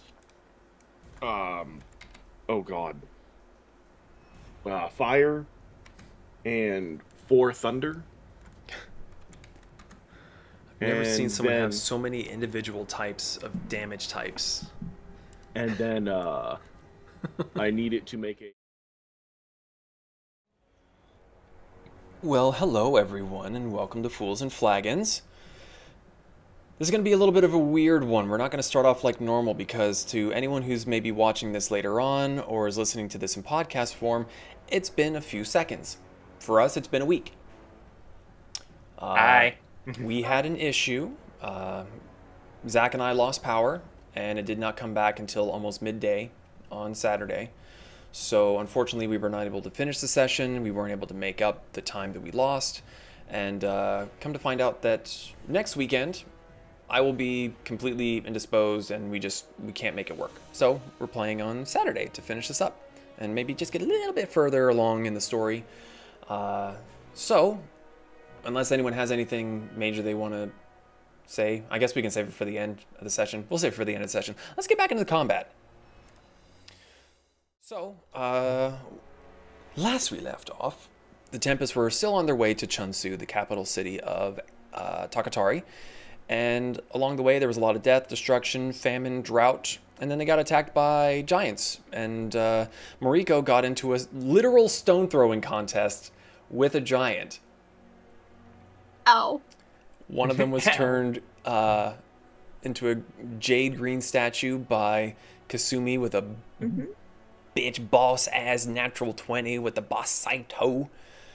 And I believe we left off at the tail end of Zahn's turn, and I was needed to do a Constitution saving throw for which ability again?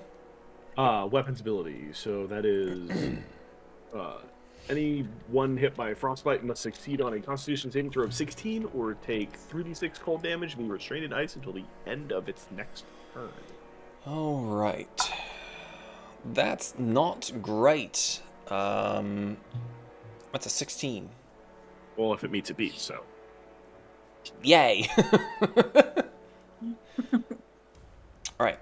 I honestly do not remember if that was actually the end of your turn. Are you okay with us saying that that was? Yeah, no, that's fine. That was all I was going to do. I was going to use the ability and then done. Okay, cool. So, getting right on back into things. Kasumi, it is your turn with Mariko. You are on deck. Okay. Can I see the one that Zahn is currently engaging with through the trees? Yes. Okay. Yeah, the limited vision there is more, if you were right on top of it, you would have a bit more cover, but he's kind of higher than them, so you would absolutely see them over those trees. Okay. She is going to try to tuck around the corner to bonus action hide. Okay. Because you're still on top of the wagon last we left off. By the little turret. By the tower. Okay. Yeah. So, do I need to roll for my stealth? Yes, if you bonus action hide. Yeah. Oh, wait. That's a nat 20. Man. Which, doesn't that make it like 40? For stealth, the nat 20 makes it, no, 32. Jesus. So. Yeah. You're hidden. I disappeared. Yeah. Smoke bomb. Okay, so we are going to shoot with by Saito, and that's at advantage, correct? Oh god, yeah. Sneaky sneak? Okay. Very sneaky sneak. Alright. Neither one was great. 17. 17 just hits. Okay, cool. So then I will roll the normal damage dice. So it's 8 points of piercing. And then cast poison damage. So 3 points of poison. Okay. And then sneak attack. Sneak attack. Oh, that's a lot of ones. That's only 9 points! What? What the bullshit. fuck? I rolled 3 1s and 3 2s. Oh wow. My god. That nat 20 cost you. Thank you, D&D Beyond. Speaking of the... Oh no, because the natural 20 was a stealth, not the attack. Yeah. Oh. Yeah. That's okay. That That's hurts. fine. Not him, but that hurts. Thank you, D&D Beyond. I appreciate it. Physical dice, man. I'm too lazy to count. I'm too lazy to count right now. That's my turn. Okay. That brings us to the stone giant. Oh, it's that guy. Cool. All right. Let's see, what is the range on that? Much. 5, 10, 15, 20.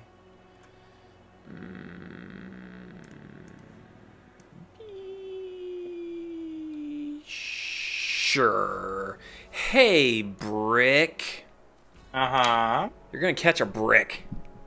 Uh-huh. You might not catch a brick with an 18. No. So you see this giant come lumbering out from behind the rocks, sees his fellow attacking something small, thinks, I can't hit that. And then he looks over and you go, I can hit that. And he goes, "Rrr," and you're just like, that's a big rock. Boom. Anyway. Did not graduate from the Prometheus School of running away from things. You fucking flunky. I like to consider it more of I graduated from the school of Lord of the Rings and dodging things. Like the orc is just like,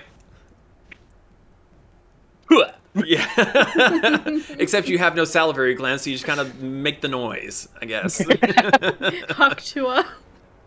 Hua. No. I know I'm tired, but we're not. No, we're not doing that.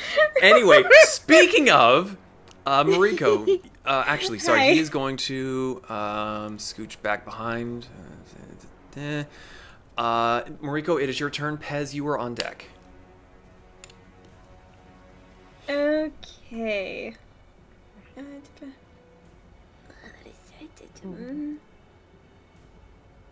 Heck it. Oh, collide to the wall.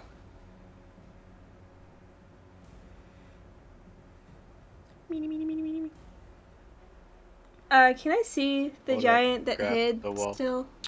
It does not look like you can. No, you can't see the one that Okay. Zahn is fighting, though. Oh, Actually, I can see. I can see the she corner. can. Oh, that's definitely not the right button. I can see the corner. I too can see a So corner. you were able to see that because you were able to see Zahn. Looking at it through your character's perspective, you're not able to see it. Because all of you have shared vision with Heck. Zahn, but your character yourself cannot see it currently. Heck. Okay. It's over there. Bend it like Beckham! Now you did know that he went behind the rock, so theoretically, if you had an AOE that you could put, then Okay, yeah, you would hit so- him. That has a This range of can't do diagonal. 90 feet. What can't do diagonal? What are you trying to do? Tidal wave. What's the width the- of that? 10 by 10 and then 30 long, which still wouldn't hit it, but Water. it wouldn't hit the other one. But it's still fine. I can still focus on this little goober. Okay. You had me worried there for a second. I don't like tidal wave. In the middle of the desert. Dear God! Okay. So I'm just... It was finicky with me trying to place it, but I'm just gonna, like, tidal wave that bastard. Okay, so you're hitting the one that Zahn is fighting with tidal wave. Yeah, because that's Okay. the only one that she can see. She's like, No. heck it. Eh. Meh. What's the save on that? Dexterity? Dexterity. Ooh. 18? No. Wait, no, sorry. That's the regular. 21. Fuck. Yes. Is he wet? Uh-oh. I'm just making sure to see if it just takes half damage or not. On a successful save, a creature takes half as much damage and isn't knocked prone. Okay, so he you're just still doesn't hurting get him. knocked. Yeah, but it's just half damage, but still. Damage Yeah, is you damage. basically started the tidal wave, it gathered a bunch of detritus, and it just starts, like, shredding his calves. Yeah. Ow. And now he's wet. And not in now- the good way. You'll probably do more than my sneak attack just did. Oh, that's not nice. 18 damage halved is 9. No, Do you the actually did exactly the same same amount of damage as sneak attack. 9. Oh yeah. You know what? I bet you in a drought-laden, famine-laden wasteland, he was not expecting a wall of water to hit him. Sneaky. Okay, so that's your action. You did a little bit of movement. Do you have any more movement or a bonus action you want to do? I do not have any more movement because I did my 30 feet. Oh, okay. Bonus action. Heck it, we ball. I'm going to wild shape into rock elemental. Oh, so now it's going to be a real, like, rock slinging contest. Okay. Uh-huh. Oh god, she turned into Himalayan sea salt.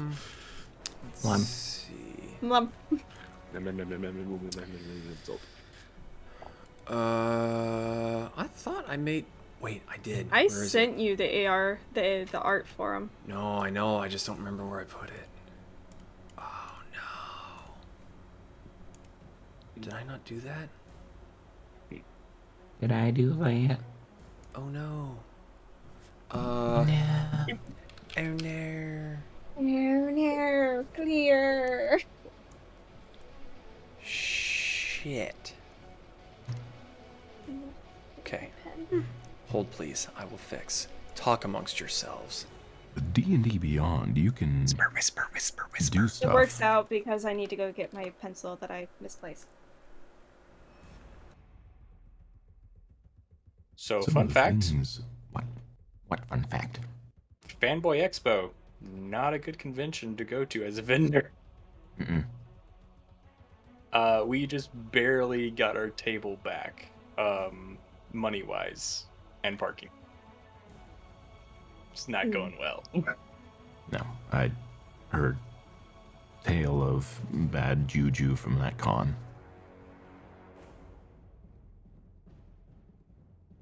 Not that many people attended. Okay, unfortunately, I don't know where they're saved, so I don't want to waste time on the stream. You good. I found 10. So we're just going to... Oh, wait. That's not right. What the fuck? I'm so Did you confused. say Bjerger?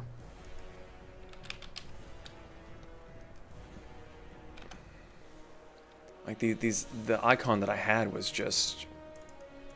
It's not there. It's very, very odd.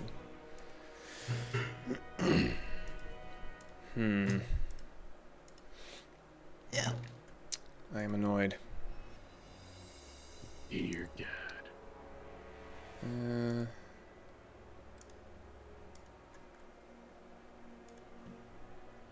And it's a huge... Is that correct? Huge. Large. Large. So it is Large. a... it's a 2x2.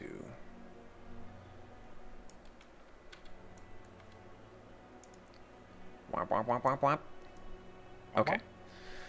So that will be your icon for the time being. And I'll move it around as you need to, and just move your Moriko along with it. Okay. So that does it for you? Yep, that's it. All right. Pez, you're up.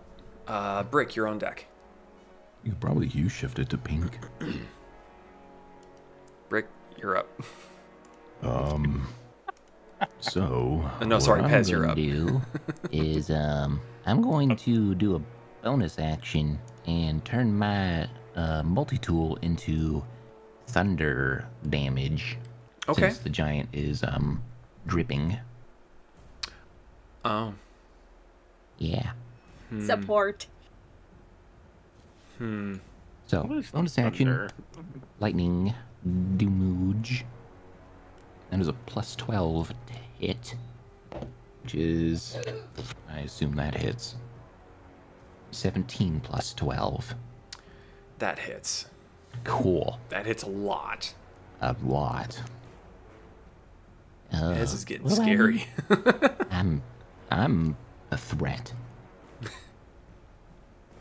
2d10. That's right. Where are my It's not a letter, d10s? that's a threat. Hey, 69. Well, 6 and a 9. So 15, so 15. damage. Roll another d6 for me. Copy that. 6. Damn. Okay. So yeah, Pez, you go, and you fire. It does a little bit more damage than you were expecting it to. You see it start to kind of like twitch and spasm a little bit from the electricity coursing through its long, lanky limbs. That was action and bonus action. I want to see this goober, so can I get into a position where I can see said goob? You have 30 feet of movement. I need measure. So theoretically, you want to be in the same angled plane as Zahn is. Right. It won't let me move because there's a wall. Because there's a brick in the way. 5, 10, 20, 25, 30. Brick house. Not quite still close can't enough see to him. see it. How hard is it to see a giant? It's a big pile of rocks. She's mighty. All right. That brings us to the giant that's getting all shocked, and he's gonna club the shit out of Zahn. No. Okay. If only you had been closer. Could have armored you out. So that's going to be a 13. Negatory El Capitan. Cool. How about a 25? Negatory El Capitan. So the first swing goes wide, his arm spasming and making him just swing wide of you. And you start to think, whew, I'm okay. And then you realize I'm not you're okay. not okay. So that's 10, 16, 17, 19, 25 points of blood. No. Yes, 25 points of bludgeoning damage. As you just get obliterated by the giant club that it is wielding in your general direction. I need him to make a dexterity saving throw, El Capitan. Please. That is going to be a 17. So he passes, but he still takes half damage. He takes 5 points of lightning damage. Roll another d6 for me. He takes 6 more points. So that's 5 and 6, right? Yes. Any particular flavor you want to put on this guy? As you just met how many hit points he had left. Okay. Nah, let the DM have fun with this one. Okay, so he comes down, swings the club, you sidestep, and he hits you with the backswing, but you kind of grab on and drag your feet, and you feel your fuzzy little paws land in the water that Mariko did, and you go, heh, burn! You just shock him with your toes, and he spasms up and falls down into the pool of water, just still kind of like convulsively twitching. He's gone.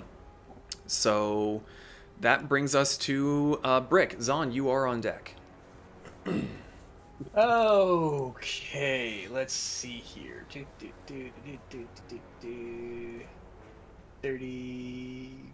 feet. Let's see if I can see anything there. I can't. You can. I can? I can! From my point of view, you can see him.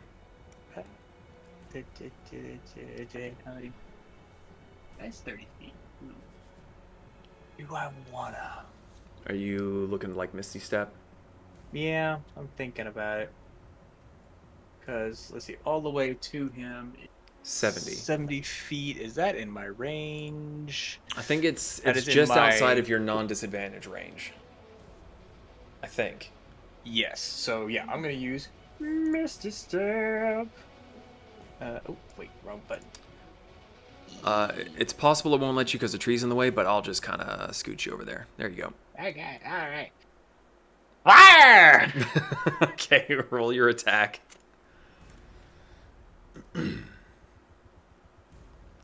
Oh! Almost a natural 20. But you know what? I'll take a 24. Yes, you will, and you will take the shot. How many? Right, 2d10 piercing. 17. Oh, whoa. 17 points of damage. 17 points of damage. Okay. Unfortunately, I have to roll the next two at disadvantage. Shame. And I actually, hold on. Do I have? Because I used all 3 shots last turn, right?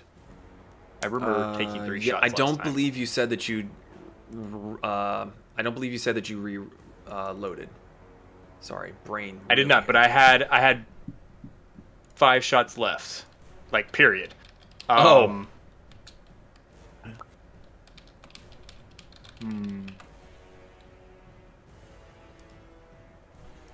Let me check. Yep, I have 5 shots left, period. I'm gonna save those. I got a hit. I'm happy. Okay.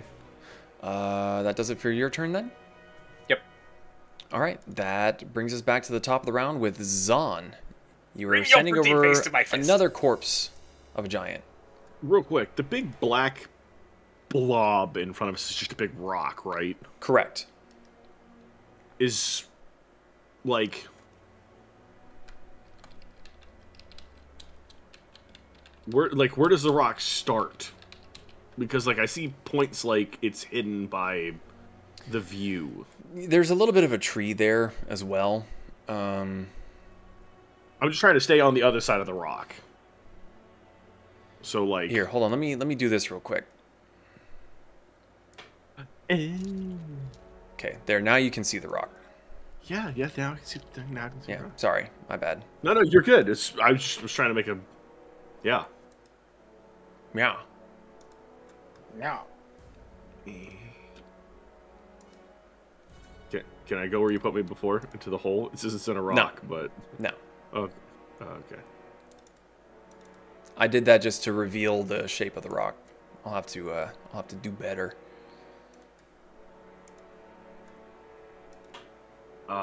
And I am going to cast. Where is it?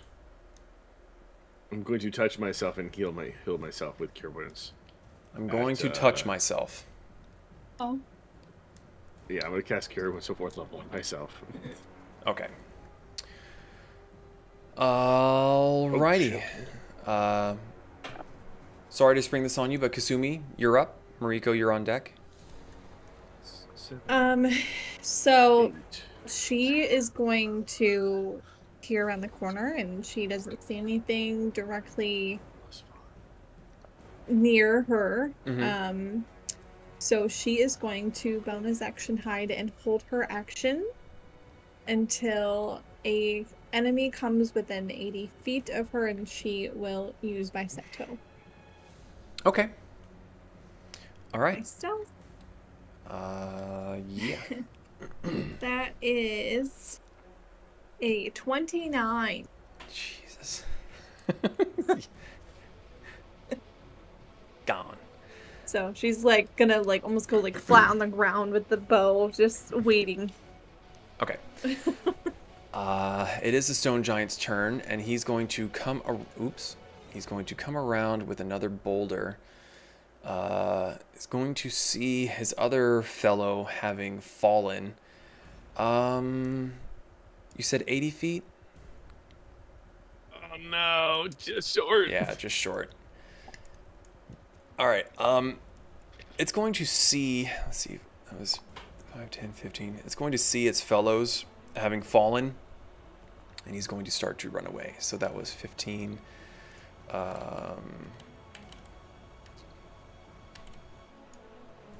20, 25, 30, 35, 40, and it's going to use its action to dash away. So it is going to leave the battlefield. That does mean that we technically leave combat unless any of you are intending to chase it down. But it has dropped the rock that it was about to throw and is now running away. We didn't really hurt this thing at all, did we? No. Apart from Brick's one shot. Kind of nicked it. How far away is he from us? back here. From you, let's see. It's there. So 15, 20, 25, 30, 35, 40, 10, 15, 20, 30. He's about 60 to 70 feet away from you at this point. On another side of a rock that you can't see. Oh, yeah, yeah. Okay. So if no one is going to chase the giant down, we're going to exit combat. So, as you see the giant fleeing, and I look for different music, you hear the heavy footsteps rumbling further and further into the distance, leaving a pretty sizable plume of smoke in his wake. What are you all doing? Rick's just looking at the gun. Wasted a bullet for nothing. I'm gonna run up to this statue. Okay. Me too. And she's gonna kind of like walk up and like tap it with like the bow. Okay. And she's like, I think it's gonna stay like that. That looks really cool, you guys. Meanwhile, here comes the jolly pink giant that is Mariko. Yeah, Marika's staying in elemental form just as, like, just in case. Like, what if something else pops up? This thing is solid, like, all the way through, right? Not just the skin. Oh, that's cool.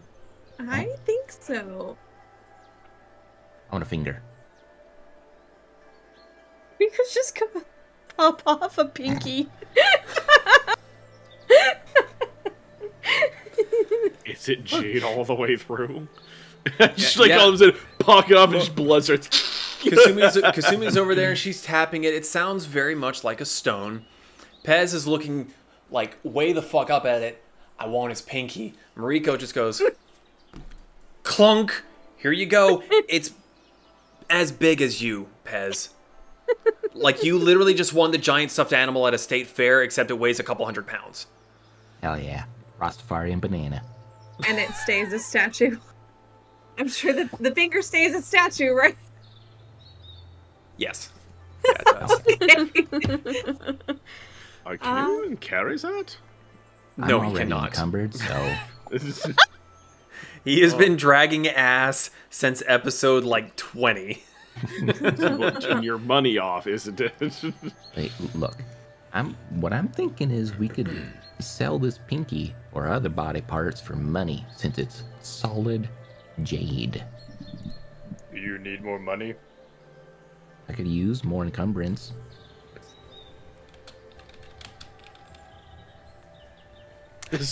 Son eyes the statue. Oh. I mean, like, how often are we going to come across something this big out of jade? I mean, I did. we've had a few opportunities to bring jade people with us, and we just kind of haven't. Well, we They threw probably one wouldn't sell overboard. very well, though. They kind of usually look either in terror or their faces are not very pleasant to look at, not very well sculpted. This one is like mid snarl. See, I You think know? it's cool. I think this will be a great new landmark. a landmark. The Yeah. pinkyless giant. The four-fingered warning giant. Giant. Well, it's going to be something that will be here forever. And that when people are giving directions, they can say, you know, continue on down the path, past the jade statue. Past the jolly green giant. Yeah. It looks pretty jolly, yeah. Oh, oh, oh. That's Zon just different. taps but it with anyway. the sword. Oh. It tinks like you would expect. It makes the sound that you would expect your blade to make striking rock. More of a gem style rock, but a rock. That's cool. Yeah. Zon shoulders his blade and starts walking towards the cart, completely forgetting that there are two undead Valkyries just kind of hovering behind him. Oh, I forgot you had done that. Me too. Yeah. I had it written down, and I just made my save, and I passed it. When he smacked me upside the fucking head. Should we make the giant even? Like, should we rip the pinky off the other hand?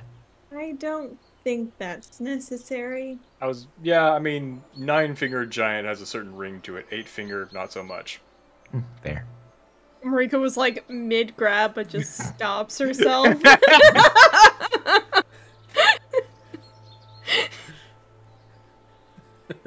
Alright. Well, we have our prize, and hopefully that other giant doesn't come back, because if he does, then, he'll I die. didn't think you would have that problem. He'll die. Yeah, I don't think he realized that we were so capable. Also, who was that guy that was being chased? Rick's gonna look off in the distance. Any sign of him? Oh no, nothing. No, he he's was whipping gone. that. He was whipping that poor horse probably to death to get away from the giants, and the horse probably didn't need much urging. Didn't do I? something... Sorry.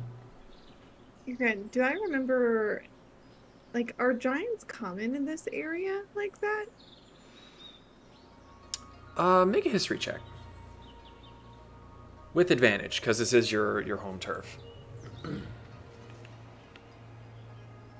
would actually like to inspect one of the giants. What? Make an What is the investigation check. terrain?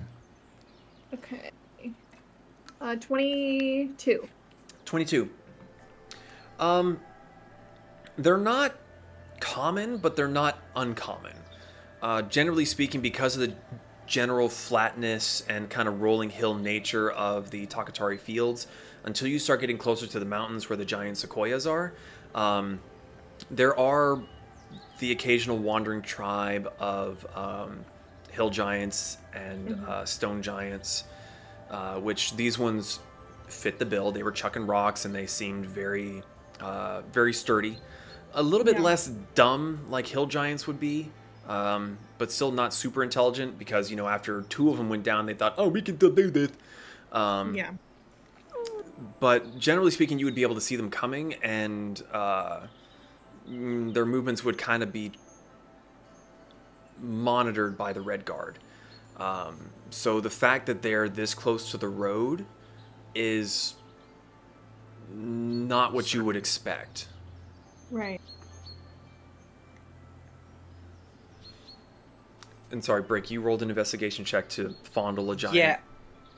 Well, I was, 1, going to search his corpse, and 2, I kind of wanted to look and see, like, since it is a drought and seems to be almost famine-y, are they, like, showing signs similar to the landscape of, like, maybe their ribs are showing or something like that? What'd you roll? But I only got a 6. A 6? You've never seen a giant before.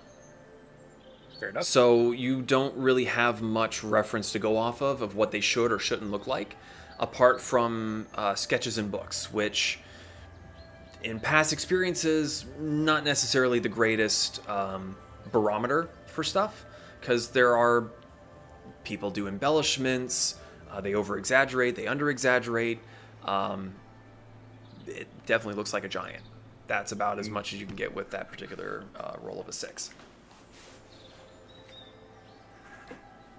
I have concluded something. It's dead. Yeah. As he says this, he's just kind of kicking it to make sure. Just poking it with a stick. Does it have anything on it? Nope. But do they look like they can even carry anything? Like, do they have a bag? Pockets? Do you want to make an investigation check? Clothes? Sure, I hope they have clothes, but sure, yeah. I'm sure they have a loincloth, or else I got a weird-looking pinky. It wasn't a tree trunk they were swinging around. Oh, no. Investigation be at 16. 16. You go look over the one that you had killed by just electrocuting it, and you do see a small pouch at its side, but it's very, very crude, and it doesn't appear to be very full. Poking around inside, it kind of smells awful. There's animal corpses in there. They're not very well prepared, and it looks like it's desperation kind of rations, if that makes sense. Where, like, you know, you would wander around with, like, jerky, dried meat, stuff that's going to be preserved. This looks like, hey, I found some roadkill. Let me just shove this in my bag and hope I don't die from sickness later on. Levels of carrion. I'm not searching around in here anymore. I don't like this. Get used to the smell. No, 9. I do not Shut up, want to Corpse be- Diver. Still probably one of the most metal band names I think we've ever come up with. Corpse Diver. Yeah. I So, don't know if this is a normal occurrence. Seems very off to me. yeah, it seems like your country doesn't have very good security along their roads. It's not usually like this. It also seems very deserty. Has it always been deserty? Has Mm, this place always been... No, the land seems very sick. Seems very dead. It matches up with the visions I kept having. Oh, that's right. What visions was those again?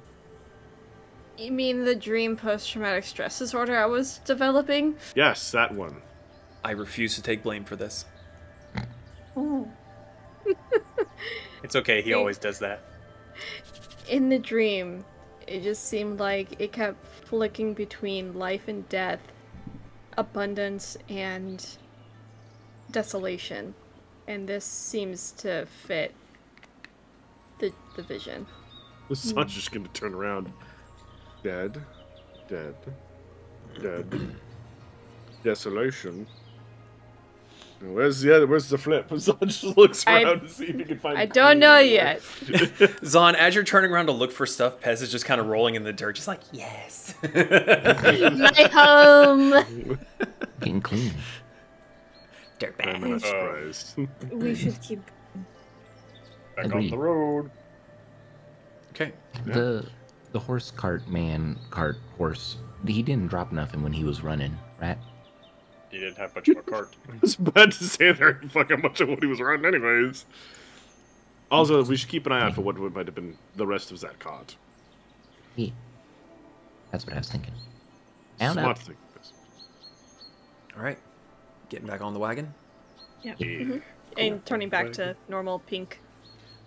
Starts to get in and just like, hurt! Hang on a minute. Fits back in the cart. So you guys get back on to Cassie's sanctuary. Cassie seems weirdly calm. Well, for everyone other than Moriko, you would recall that Cassie was a little bit combative. She was, able to defend herself, but she would still get spooked. She seems completely at ease with the fact that there was being rocks thrown at you guys, around her, on top of her, and stayed very, very still. But as you hop on and you give her the instruction to go on ahead, the wagon begins to move once more. A little bit slowly at first, so may have been putting on a bit of a brave front, but as a few minutes go by and there's no other signs of hostility, she does begin to pick up speed and begins moving at her normal pace. I will pat the wall. You are a brave cart, Cassie. Thanks.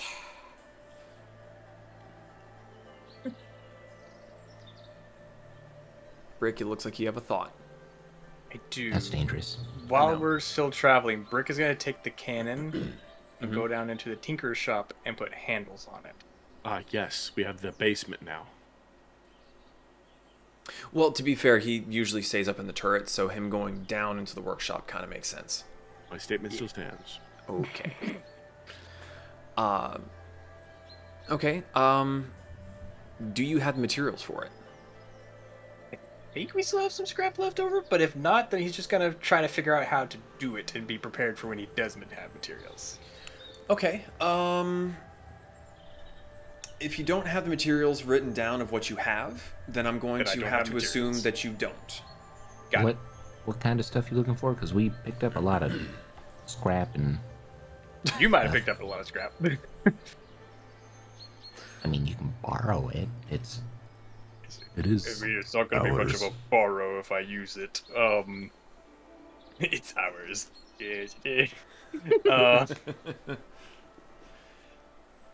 I'm looking to put handles on the cannon. And also maybe make like a mount for it on top so that I can hold it there when I'm using it on the cart and then just like take it off when I want to run with it. Okay, Master Chief, calm down. No. That's what I was thinking. Reload!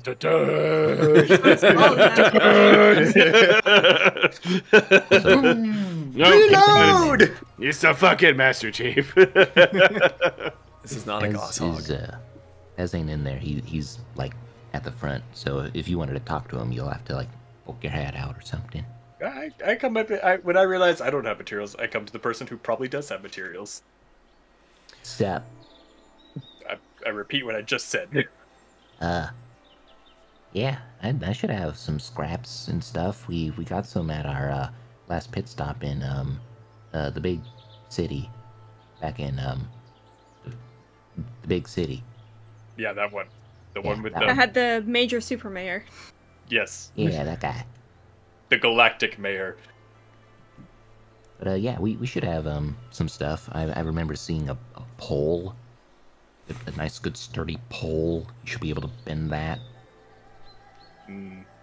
This should work. Do you know wood carvers? I do. I know how to carve wood. Do you think you could make like a stand for it that I could like swivel around on top of the cart with it? Like a pod with 3 legs? I mean, maybe something a little sturdier than that because it's going to hold a cannon, but you know what I mean. Kind of like my eldritch cannon with little spider legs that goes beep. I'm just insulted now. Yeah, that. Yeah, I can do that. You know, I think I hear a voice in my head that we should ask Zahn to help. I don't know. I feel like he really wants to help. We know a wood carver. I don't know, do you? Oh. I have a Rico lot doesn't of know. Tools. I even have vehicle carver, land. Okay, well, I'm going to take that scrap off your hand and at least start on making the handle. Okay. I appreciate you. Yeah, You're a good friend. I try. So Brick's going to go start doing that. Okay, bye. I don't generally read chat and say anything on it, but I feel that this must be said. I love the new cannon that we have, that when Brick has an idea, a little slot opens up and a light bulb pops out and then turns on. Like an Inspector Gadget over here. I demand AI art, like, now. So, you have the starting materials for the handheld version. Or are you working on the tripod, or just trying to get handles right now? Just trying to get handles on it, so like when I'm out, I'm not like sliding hands around where it's just gonna fire and slide right out of my hands. It's not terribly difficult. You got a lot of the tools. Make a tinkering check for me. This is mostly because, you know, bending the metal, that's not hard. Getting the handles made by yourself or Zahn or whoever, not that hard. This is more to make sure that you don't compromise the integrity of the cannon by attaching handles in the wrong way that would make, you know, gases escape the wrong areas. Right. That was cocked. You're a cock. 10? 10 was just what I was looking for. The cannon explodes. You get everything kind of bent into shape, and you get it marked up, and you start to go to drill, and you're like, no, better idea. And you think of a different way to go about it other than drilling a hole in the side of a enclosed metal vessel. Get out the medieval soldering gun. Get out the welder. It's just a big fucking bellows. Ye old soldering gun. It's fairly crude. You have the feeling that if you had a few more materials, maybe a few more tools, a slightly better workshop, because you kind of got a tinkering shop. You don't have like a forge. Right. It's a good stand-in. It's kind of more like strapped rope down versus like properly affixed, like if you had been able to heat the metal and get it to like marry itself to it. It's workable, but there will be a check to make sure that things don't break if you're using it until you're actually able to get it into a thing. But it's workable. Gotcha. Okay. Cool. So, for everyone else, while Brick is tinkering away, doing his codename Kids Next Door thing, what is everyone else doing? Is anyone doing anything as you continue to travel? Relaxing. Okay. Did you actually get Zon to carve the handles for you? I haven't talked to him yet. Okay.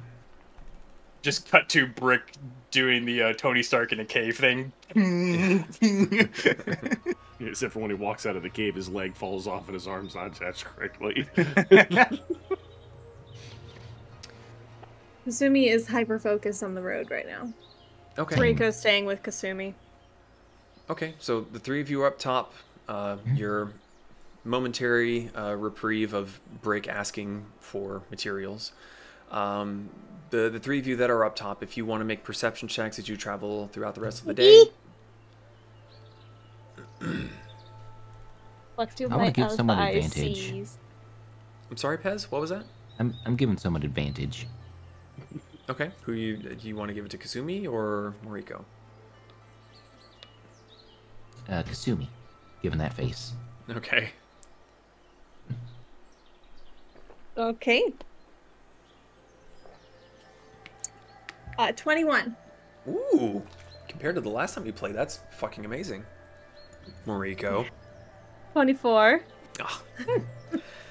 So, Pez, you don't so much help. You just kind of don't bother them. Yeah, I'm steering. Yeah, you focus on making sure that Cassie doesn't hit any ruts. I mean, you do help them look out, but Moriko kind of is looking off in the distance, and you see her kind of fixate on something, and it kind of like cascades down the bench.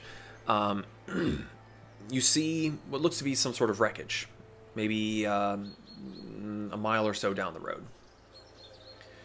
And as you get closer, Cassie just sort of instinctually starts to kind of go around it. You see what looks to be the back half of a wagon that is just cratered. Found the other half of the wagon. Squidge. I think that'd be best to stay there and not let those inside the cart know it's there, because I feel like that they would start wanting to scavenge. Yeah, I'm going to be... Cling! Cling! I sense a disturbance in the just force. happened. Nah, cling! Cling, cling. Zon is probably near windows. He has been sitting by the bay window. Yeah, I'm generally sitting right speaking. up front. And you see the wagon and you just kind of like, meh. I wasn't sure how much you were actually paying attention through the window or not. Opens door, steps out. The whole wagon's still moving. I mean, does it look interesting in any way, shape, or form? It's rubble. Like outside, There's splinters of wood. no bags. Not that you're able to see. I want to look harder. As in, like, you're going to get out of the wagon and look harder, or... Nah. Face up against the glass. Yeah. So, you're looking out the front bay window, and as it leaves, you leave that to go to the kitchen window to look out the side of that and just, like, watch it go. We will leave your ass behind. Yep. There's really nothing much of note. You can see what looks like the remains of wheel spokes. Okay. Maybe a few bits of scrap iron that possibly could be maybe used for something, but there's Nothing nothing really that worth it. screams this is worth pissing off Kasumi to stop for. No, I'm good. No, I'm not gonna do that. Okay. So, you do continue on throughout the day, and as the sun begins to set behind you, you begin to see a different shape on the horizon. Where everything had been rolling hills, you see a little peak, or a small series of peaks in the distance. And it's kind of shimmering almost. It seems like it's still going to be a good couple of hours, maybe half a day before you reach your destination.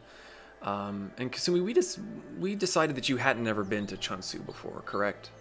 Correct. Okay. Yeah. Make a history check with advantage for me, please. Okay. To see if you can recall some information or tales about the city. Okay. Boba is sitting on my dice tray. Yous are helping. Okay. 16. 16. It takes you a little while. You see the mountain. You start to see the shimmering pattern up on, like, high up on the slope, and you recall that Chunsu is located at. Trying to think of how to describe it geographically. The Kudong Harbor is a very, very large bay that just cuts straight into the continent, and Chunsu is located at the bottom mouth of that. And you do know that there are a very, very, like, short mountain range, kind of. There's 3 or 4 large ones and some smaller ones around it that kind of act as a buffer at the very, very corner of the mouth of the bay. And after a bit of time, you come to realize that flickering light is the water reflecting off the mountainside. Okay. Best calculation, you'd probably arrive sometime in the middle of the night at the rate that you're currently traveling. Okay. So is there anything you want to do with that knowledge in mind, that you are approaching the city and will likely reach it either in the middle of the night or in the wee hours of the morning? She's gonna look over at Pez and Reek. Like, well, if we keep going, we'll get there tonight. Just late. Or we could dock us, but what do you guys think? Are there guards? Like, how... I'm blanking on the last big city's name. Aslan? Or Colatl? Yeah, Colatl. Are there guards like in Colatl? I mean, they do have people guarding the city. I've personally never been to this city. But one thing I do know... Sorry, just for your general knowledge, you would know that the prevalent military force in Takatari is known as the Red Guard. Just for your lore purposes, if you want to explain that to them or not. Okay. And they have, like, red, almost, like, oriental armor. Yeah, they're not pure red. There are a few that are pure red. A lot of those are more the higher ranking officials that are able to afford the specific coloration of the medals and all. But almost every Red Guard has at least some form of red on their armor, and they're actually... They're like shoguns or something? Let me post to you what their emblem generally looks like. I'm going to put it into campaign spoilers for you guys to be able to see. Sweet. That's generally the emblem that you would see on their horse flags, tabards. Sometimes, if they're very wealthy officers, they'll actually have them stamped and engraved into their armor or into their helmets.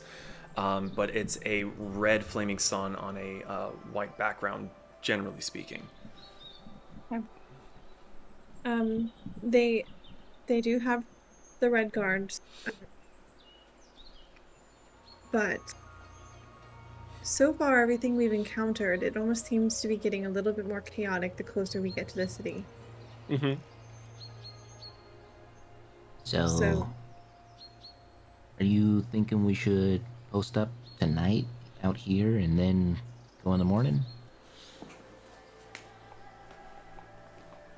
I mean, to be honest, we might be better off going and getting there tonight, because we may be able to find safe haven in the city, like inside the city territory. Because my fear, as you saw the crushed cart back there, is that there are more very large things that are desperate for some reason right now, causing chaos. Well, I mean, I'm perfectly down to with it until we get there. Are we gonna be like suffering any points of exhaustion trying to get there, or? Cassie can go. It depends. On your trip so far, you've had Cassie going throughout the day and the night because just being a sentient wagon, she hasn't exhibited the need for sleep, and you've been taking it in turns to travel. So if you wanted to stay awake for the rest of the journey to Chunsu, yes, you would suffer exhaustion. But if you're going to be doing it in shifts like you have been, probably not, so long as you don't get your sleep interrupted. Well, I'm down to clown. Okay. I just I think can it'd be take best to first begin. watch. So since I only need a little bit of sleep, I can take first watch. So people who need longer can. But you still look a little hurt. I'm okay. I can tough it out. She was doing great until you reminded her of it. I can. Can I just like slap my hand on her face and pump in a level 3 cure wounds? So as you're having this conversation with Kasumi, it's like, I'm doing okay. And then Paris you just feel rushing juices of healing. On reflex, Rico's just gonna. That doesn't affect Paz. It is, and now you have grit in your mouth. It is dirty. There's a lot of grit that fits on that kobold that you're just not expecting to have been there. That decision. Yeah, She's like just gonna sandpaper. spit over the side of the cart. You think it's spit? It's just. Crunchy teeth. As much 14 as healing damage. 14 healing damage. Oh. As much as I appreciate your willingness to take first watch, I would feel better if you got some sleep first. Especially because you don't have to sleep as long as most of us. Mm-hmm. Okay, second watch then. I want to help.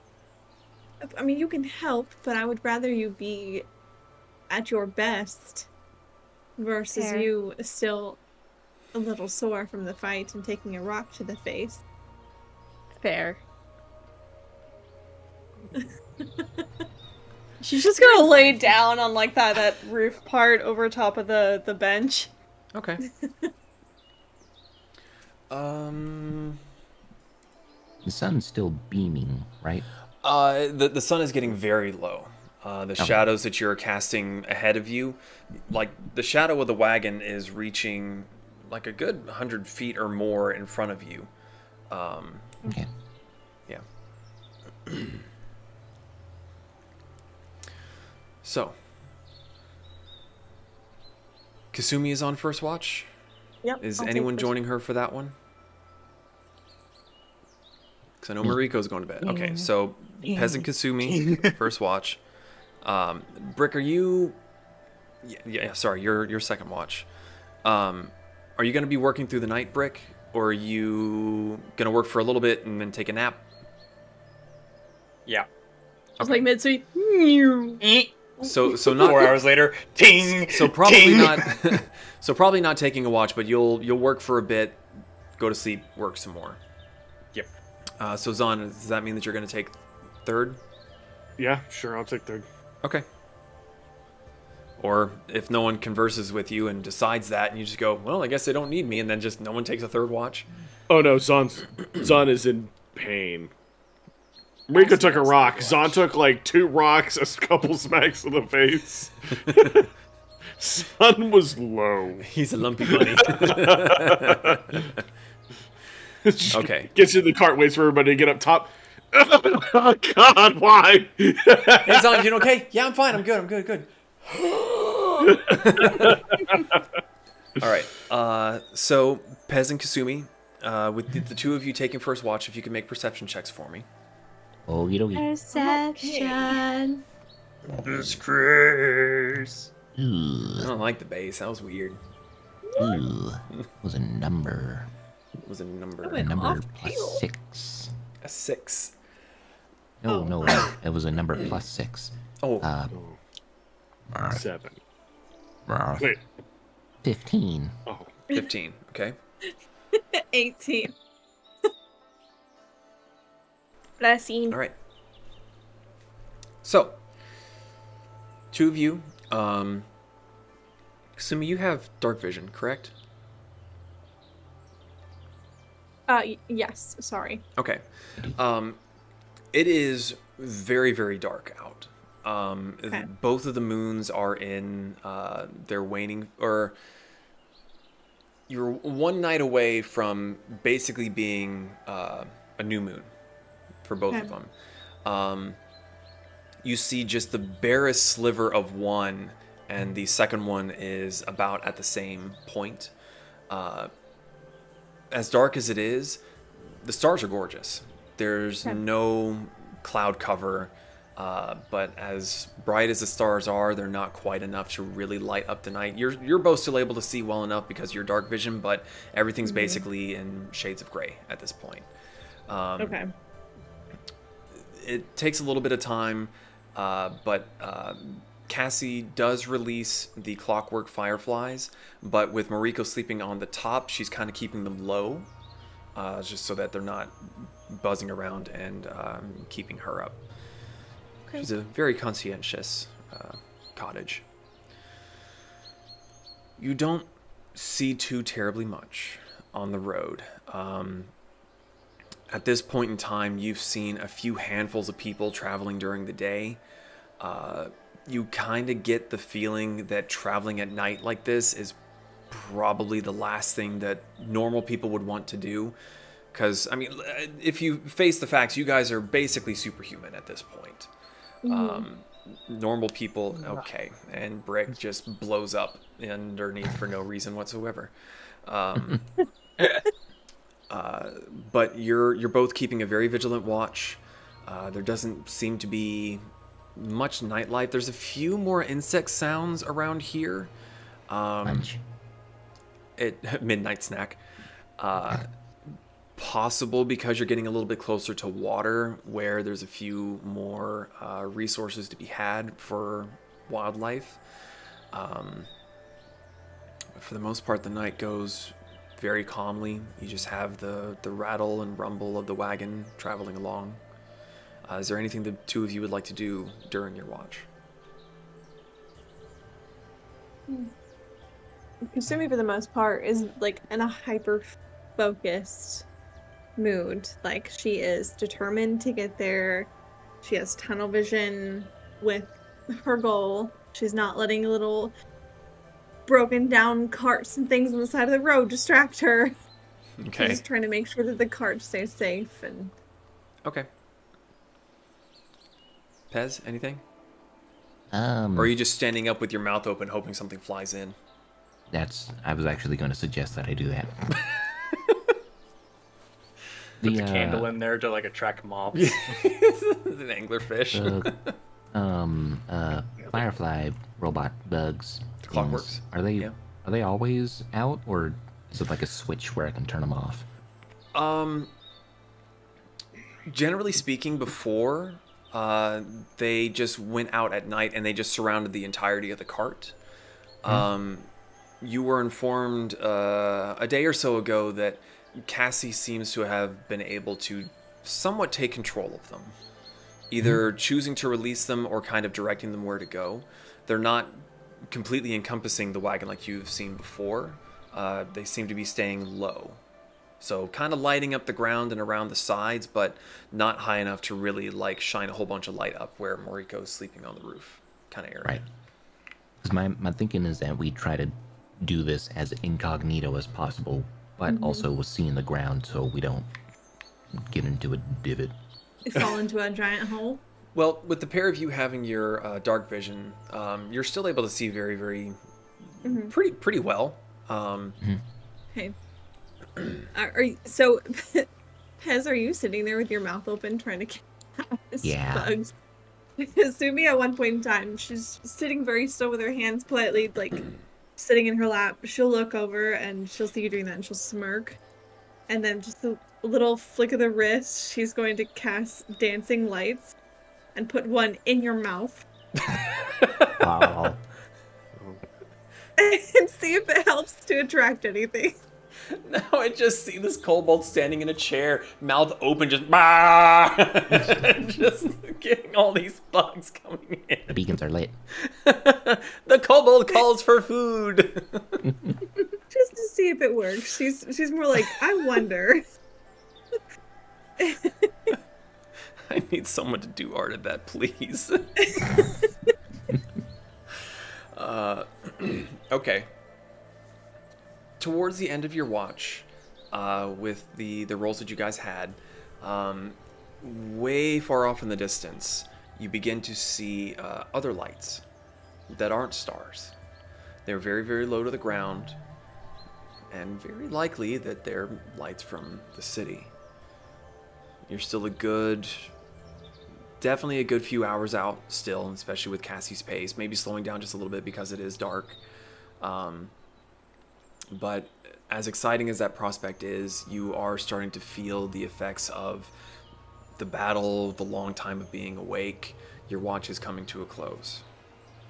So you can stay up and try to hold out for the next few hours, or you can entrust the trip to Moriko, who would begin to stir at this point regardless, as she actually would have been, at this point, would maybe have been sleeping in, unless you were really interested in waking up as soon as you were done, Moriko. I'm going to leave that up to you. She was gonna wait till they were done with their watch. Okay. So, light dozing. Mm-hmm. Okay. Kasumi's gonna reach up and gently tap you awake. Wake up! She's gonna sit up like, it's my turn. Yes, we are nearing the city. So I'm going to take a little nap in fact form on the bench. But if any people approach you, please wake me up. Okay. You look over at Pez and like as he turns to look at you, it just like blinds you with the light coming out of his mouth, and there are just bugs crawling. That's right. She's gonna snap and put out the light. Great. Mariko's just like squinty eye. You want some back? Hungry. Fluff is just doing like the squinty eye at them. Just like the offended squinty. As the light dissipates from his mouth, some of the ones that are the most eager to get at the light begin to slowly start to drift away. You're definitely getting that little past your ears. Hate that. Yeah, Kasumi's gonna go curl up into a little nine-tailed fox ball on the bench. Okay. I am kind of curious, like, because you now have all 9 of your tails, do you, like, curl up and then just sort of, like, fan yourself, like, give yourself a little tent? So, or... not quite. They're kind of like a bed for her. So Okay. she'll do that thing where she walks in a circle a few times, and then she'll, like, set her bottom down, and then she'll kind of, like, lean over on top of the tails. Start splooting them out, getting them, like... It's very much the whole, I'm gonna make this spot to circle really comfy. Okay. So, Pez, I'm assuming you're sleeping up on the bench again as well? Yeah. If you need me, just kick me. I won't kick you. Well, all right. Push you off the card. Tip my hat over my giant glowing eyeballs. Okay. So, Mariko, you are taking the watch on your own. Make a perception check for me, please. And if there's anything you plan on doing during your watch. Mariko is just gonna sit, like, full posture, crisscross, keeping an eye out for anything. Are you on the bench, or are you staying on the roof part where you had been sleeping before? The Just roof at it- part. Okay. Higher vantage point and less chance of bothering them. Okay. Putting a bug in the ear. That won't save her. 21. 21. They did point out to you the lights that they had started to see in the distance. You have dark vision, right? Yes. Okay. Oh yeah. Okay. So you're able to see just about as well as they do. Especially with your roll of 21, you can see exactly what the fuck they saw. Best guess, 3-4 hours to get there. But with you just sitting and just kind of letting things go along, we'll fast forward a little bit. You get closer and you begin to see walls. The walls are a little bit further away from the other structures that begin to pop up as you get closer. You begin to see more closely. On your trip before, you were seeing wide swaths of open fields. These ones are still sizable fields, but they seem to be more regulated, for lack of a better word. Like, you can, even though most of it is still kind of dried up and you're only able to see in shades of gray because of how dark it is, you can still tell that there's patterns to it. Like, this field had been tilled in this direction, this one was tilled this way. The lines of the fields are much narrower here, whereas these ones are much wider, and there seem to be rows of trees versus just the dry shrubbery and whatever else might have been planted that is currently dead or dying.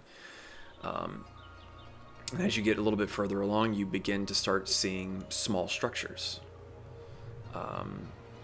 Maybe homes, maybe storehouses, workplaces. It's a little bit difficult to tell, especially this late at night and being completely unfamiliar with civilization as a whole. You're more familiar with tents and a big-ass outpost. So to you, the big wall's way the fuck over there. It's a big fucking outpost. And that's about the best that you can really kind of ascertain. It's maybe not quite as big as Colatl was, the city part itself, but if you factor in the fields you've been traveling through for the last 30-40 minutes or so, comparable in size. Ish. Again, a little bit difficult to tell at night. As you get another hour or so closer, technically your watch is coming to an end, but as you've already completed your long rest, we'll kind of leave it up to you if you want to stay up or if you want to take another nap again or if you want to go down and get Zahn just so that he can keep watch with you. Mariko's gonna go send Fluff to pap Zahn awake. Okay. Because she doesn't want to leave the bench alone just in case someone does come up to the cart. Magnus intercepts, Pokemon battle starts. Are you still sleeping in the bay window, or? Yeah, oh yeah. Okay. One of the big chairs.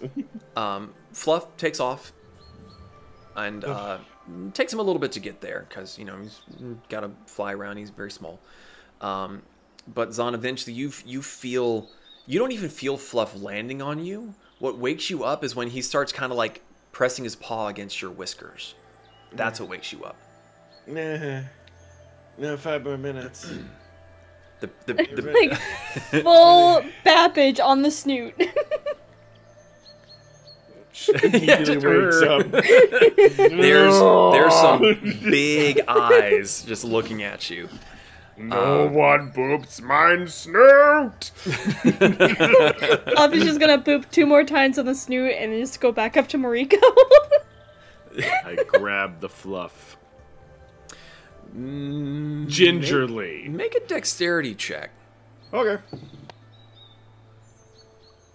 Do I add my dexterity? D20, add your dexterity. 16.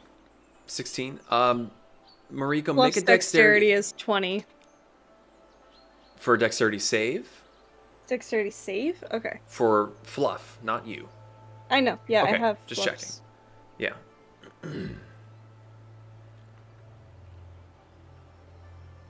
Math. What's 22. 22? Yeah. So Zahn, you go to grab at Fluff, but the little fucker's quick. He just starts going up the switchback stairs back towards the hallway and back up again.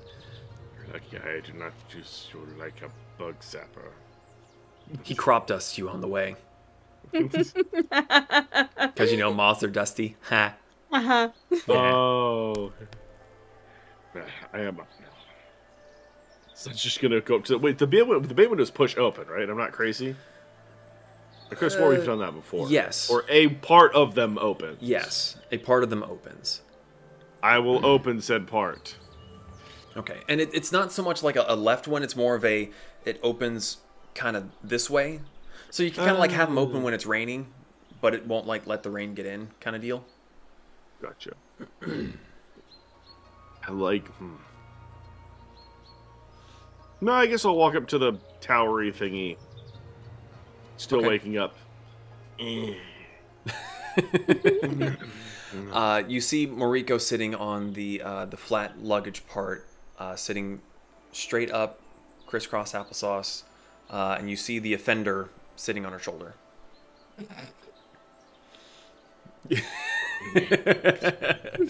It's the same thing. As you get up to the top, even though you don't have dark vision, and it is very, very dark, at this point it is very easy for you to see the lights of the city in front of you. They seem to be a bit higher than you would expect, and it takes your brain a little bit of time to kind of wake up and realize that it's probably on a wall versus like home lights that would be lower to the ground. Doesn't make sense.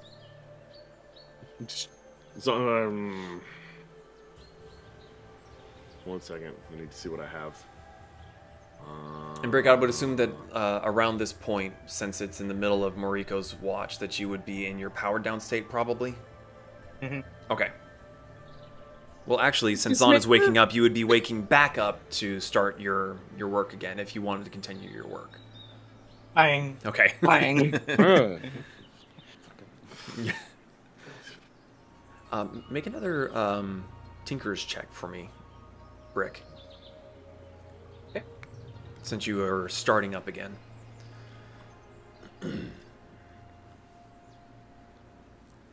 Natural 20. I'm sorry. Okay. +4. You made very good progress the night before. And after when you were in your power down kind of sedative state, you had time to really process and think. And since you kind of like stopped, like shut down looking at it, you had a lot of time to focus on it. And you were just formulating a plan. And as soon as you powered back up again, after you kind of recharged, you're like, cranking down, and it is completed. It is still in that relatively ramshackle state that I had mentioned before, but at this point in time, you feel confident enough that you can carry it around and fire it at least once, maybe twice, before it would maybe start to, for lack of a better word, harm itself. Yeah. Bolt goes flying. Sorry. My bad. It's a feature. It's a feature. So, Moriko and Zon, you were both up on the surface, on the top of the wagon. How close to the tower are you, Moriko? Mariko's sitting on the roof part just above the bench. So you have the tower, a flat luggage part, a little angle, flat luggage part. That's where Moriko is, and then the bench. I can't see Moriko. Yeah, you can. The little angled part is not very tall. Oh, okay. It's a little point that separates the two parts. Make little noises that are very out of the ordinary to get Moriko's attention. Mariko's just gonna like twitch her head and look from the corner of her eye. It's just like thumbs up. Just like, are you okay? You all good? Oh. Solid maybe. Someone's going to sigh. He's too ready for this. He's got this. He's on a walk back down, go to the bay windows. He's not going to go back to sleep, but he's going to sit in the chair, just look out the window. Just wait for the sun to rise. Okay. It takes you another 20, 30, 40 minutes of traveling along this dirt road. I'm tired. I didn't think it'd take that long. I was like, I knew I was tired. I didn't think it'd take me that long to get back up front. You were really dragging your feet. May have fallen asleep on the stairs a few times. No, this is just general traveling along. Cassie has slowed down a little bit just because the roads are kind of moving and winding a little bit more. This seems to be far more well traveled. Still not a whole lot of, no one's really out and about. But as soon as you start to see the light creeping over the mountain on the complete other side of the city, and you can see that there's 3 or 4 spires on the other side, and there's another couple on the left and right with a bit of a gap in between the spired ranges. And as soon as the light begins to peek over those, you start to see where you had seen the lights kind of high up. There's lights appearing down low in on your side of the wall. And Zahn, you were struggling a little bit because you don't have dark vision, but Mariko, you were able to see that there seems to be a whole... you begin to see that there was a... basically a small town outside the main city, between you and the wall. And Zahn, you start to make this out as the residents begin to just naturally wake up. The lights begin to come on inside. Are you guys doing anything at this point in time? Like, is it getting to the point where we're going to get close to everybody kind of getting up? Not quite. Your watch has only been going on for about 40-ish minutes at this point. Oh, God. Yeah. I'll wait till we get, like, an hour before my watch is over. I'm going to start making breakfast. Okay.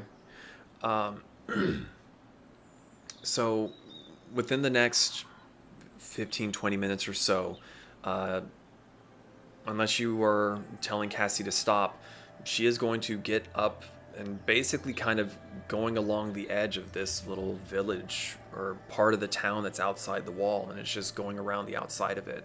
And it seems to go on for a few miles. What would you like to do? Mariko's starting to panic, so she just, like, gently nudges Kasumi because she doesn't know what to do. Like, do we just continue following the path, or... And since you haven't said anything to Cassie, Cassie just sort of just slowly trundling along. She was told to follow the road, and she's following the road. Mariko, while she's, like, trying to, like, nudge Kasumi awake, she's like, Cassie, can we slow down a little bit, because I'm not sure if we should keep going, or... Yeah, okay. And she's kind of whispering it just to you, and the wagon begins to turn and kind of go a little bit off the side of the road, and she just slowly comes to a stop. Don't be suspicious. Don't be suspicious. These people went to bed without a house being across the street. They woke up, there's a house across the street. Mariko's still just, like, gently nudging Kasumi. Okay, so as you're nudging Kasumi, gonna take a quick little break just to get some more water, stretch legs a little bit. Don't go too far. We'll be right back, and we'll see how this goes. We'll go for a little bit longer tonight, but yeah, we'll be back in just a moment. Okay. And we are back. Zahn has found himself a snack. So as we left off just a moment ago, Mariko had Cassie bring the wagon to a slow stop off the side of the road. There's a few more hours until sunrise, so Mariko, Zahn, are you doing anything as you wrap up your watch? Food. Like, are you letting... Nudge. So you're still trying to wake up Kasumi? Mm-hmm. Okay, sorry, so carry on. Oh, yeah. You're gonna activate the big stretch. Oh, God. Big stretch! And very much like a very dramatic big stretch because she's still a little sleepy, but she did tell you to wake her up. Mm-hmm. So you're getting the, like, really squints. yeah, and the paw over the eyes, like wiping the sleep away.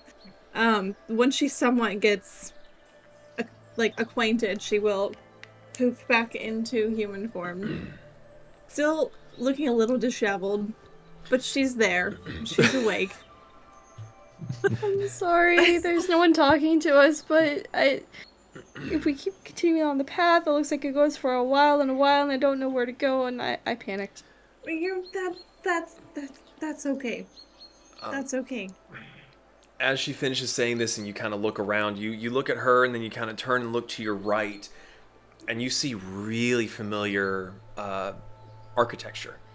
Not necessarily like structures that you recognize, but you're like, right. Those are the buildings of your homeland. We're in the right place. Yeah. So you see a slew of buildings that seems to be a good mile one way and maybe half a mile the other. And on the other side is a very tall wall, likely the one that you had seen from the distance that has lights lit above it. And as you are looking, more and more lights are being lit in the windows as the sun comes higher and higher up. And you begin to hear the very, very distant, subtle beginnings of the city coming to life as people are waking up. Whether they're in this area specifically or if they're on the other side of the wall, it's a little bit difficult to tell right then, but you are starting to hear movement and motion of the city. From where we are, can I see any changes in the big wall that appear to potentially be like a gate or an entryway? Make a perception check for me.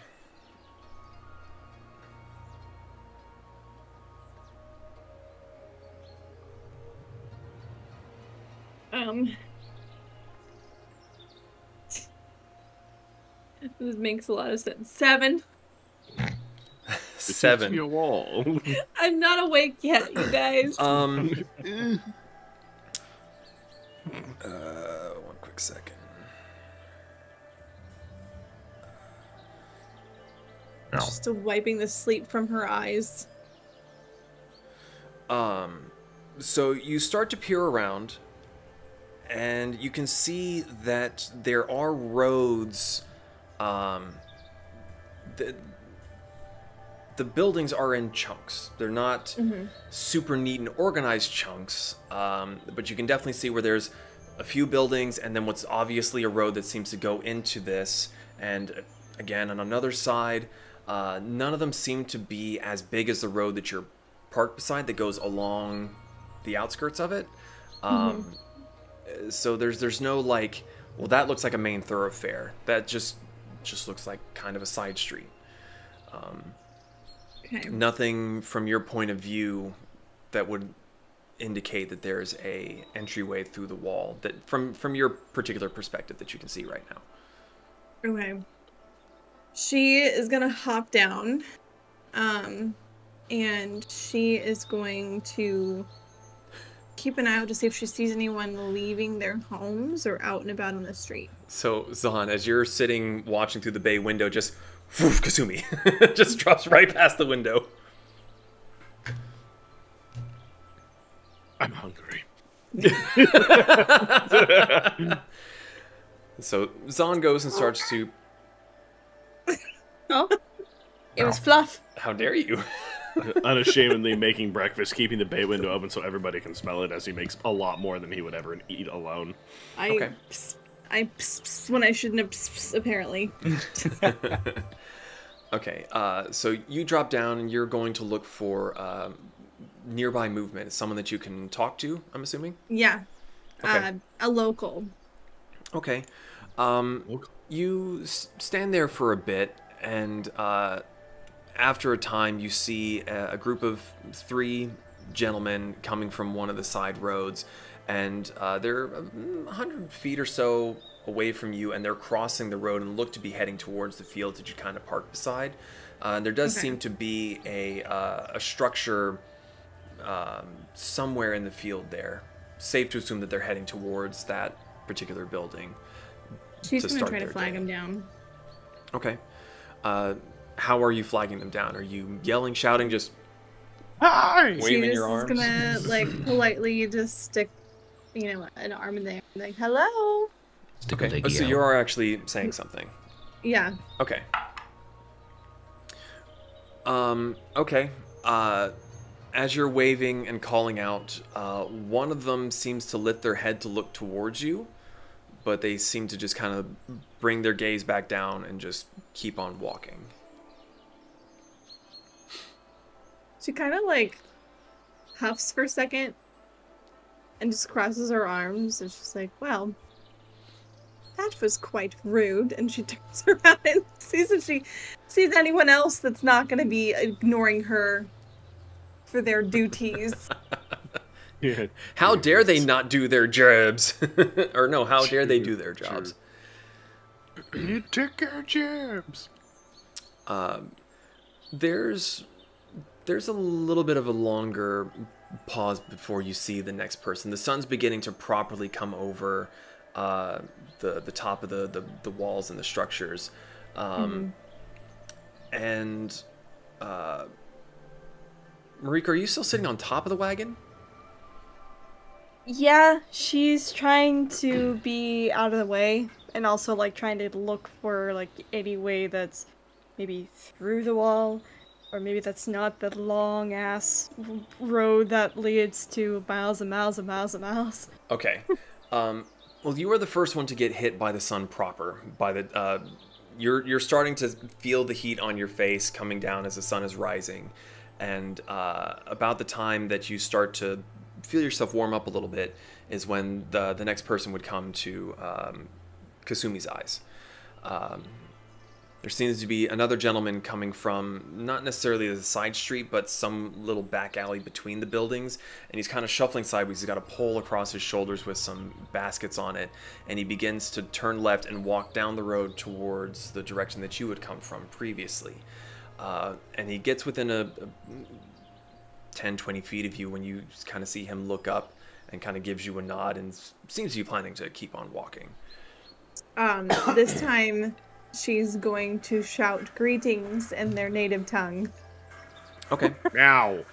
The gentleman stops for a moment, looks up at you, and takes in a breath to return the greeting, and he pauses, and you, for how quiet the morning is, you hear the audible snap as he closes his mouth, you know, just teeth on teeth. And he seems to be looking, he's definitely looking at you, and he just sees the splay of tails, and you can tell that he's looking there because he's not looking at you, he's kind of looking like around you. Do I have like a halo effect going on? Oh. Well, I mean, just generally your tails would be, you know, kind of all over the place. Not necessarily like a, you know, you're not peacocking or anything, but right. But is the sun behind me? No, the sun is in front of you. So okay, you're on this side of the road, and the houses are here. The sun's coming up that side, so you're You're still in the shadow of the buildings and the wall. Mariko is like full sunlight now because she's sitting on top of the wagon. Okay. But it's very, very quickly getting brighter. So no, you're not kind of like quite holy yet. You don't quite have like godly pretty privilege yet. We're getting there. No, I was gonna say it'd be hilarious if she was silhouetted in just the blinding sun behind her. I would be like, no, I'm not gonna go to work today. There's a fairly like long awkward pause as he's just kind of staring at you. She's gonna speak up again. Can I bother you for a quick question? It kind of blinks a few times. Yes. Okay, and she's gonna kind of like quickly like move like closer. But she's gonna try to do it and keep like poised at the same time, so it's not gonna be like an aggressive shuffle. He pulls the bar off over his shoulders and kind of sets it down. And by the time he stands up, you've already like kind of closed the distance. He just folds his hands in his sleeves and looks at you. How can I help you this morning? Hi, I am desperately needing to get into Chunsu, and I need to get on the other side of those walls.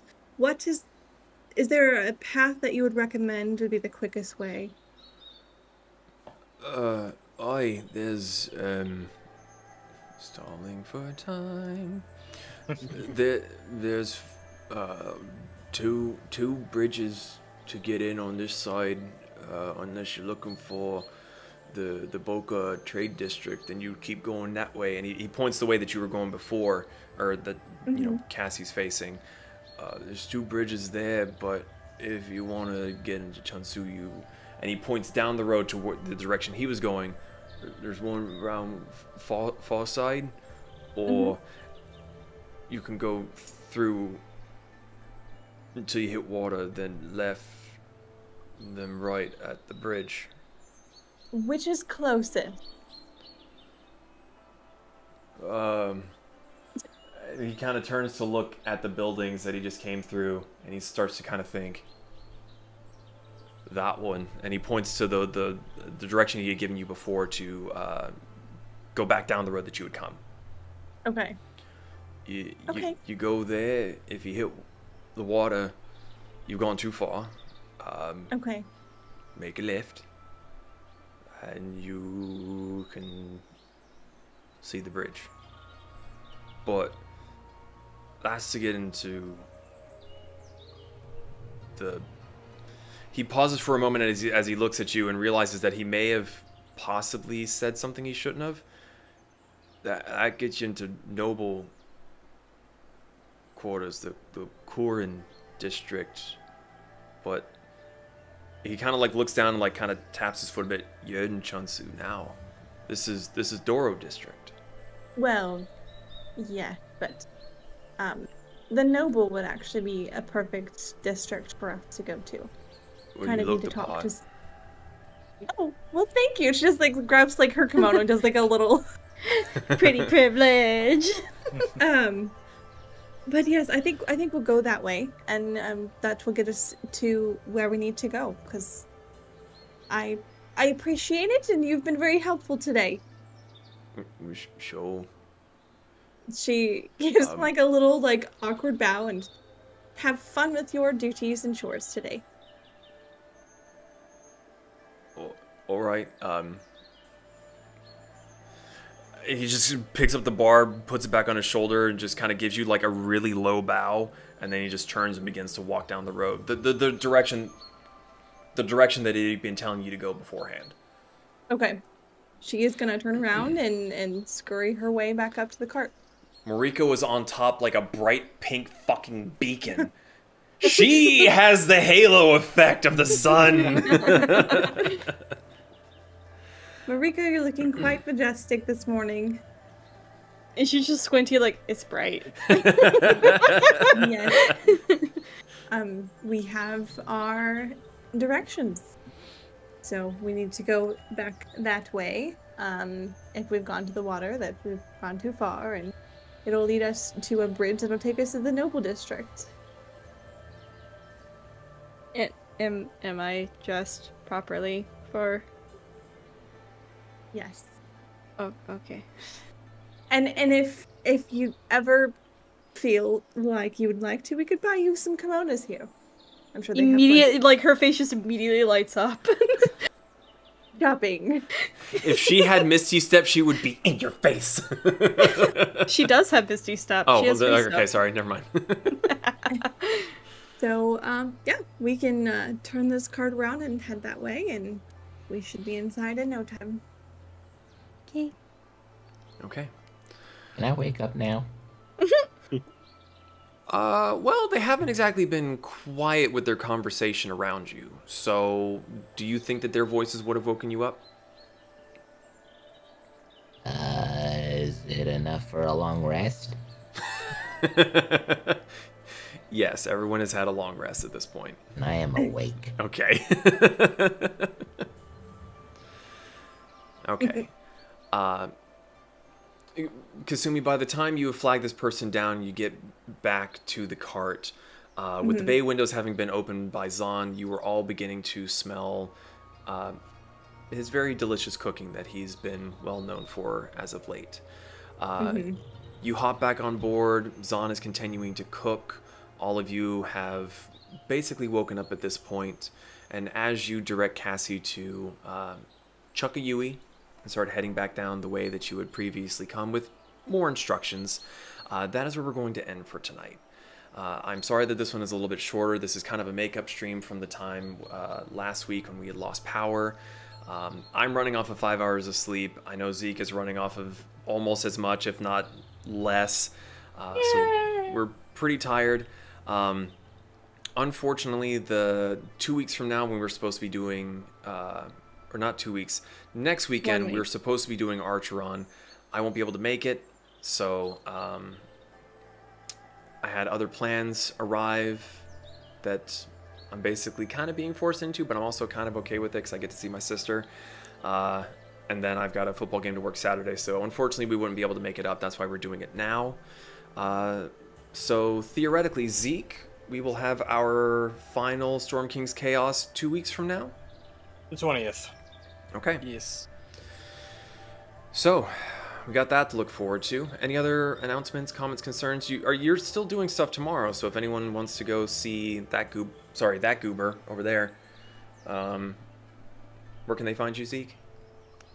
Oh, right. Hey, if you're in Orlando, I'm at Fanboy Expo selling 3D printed knickknacks and stuff. So come by and see us.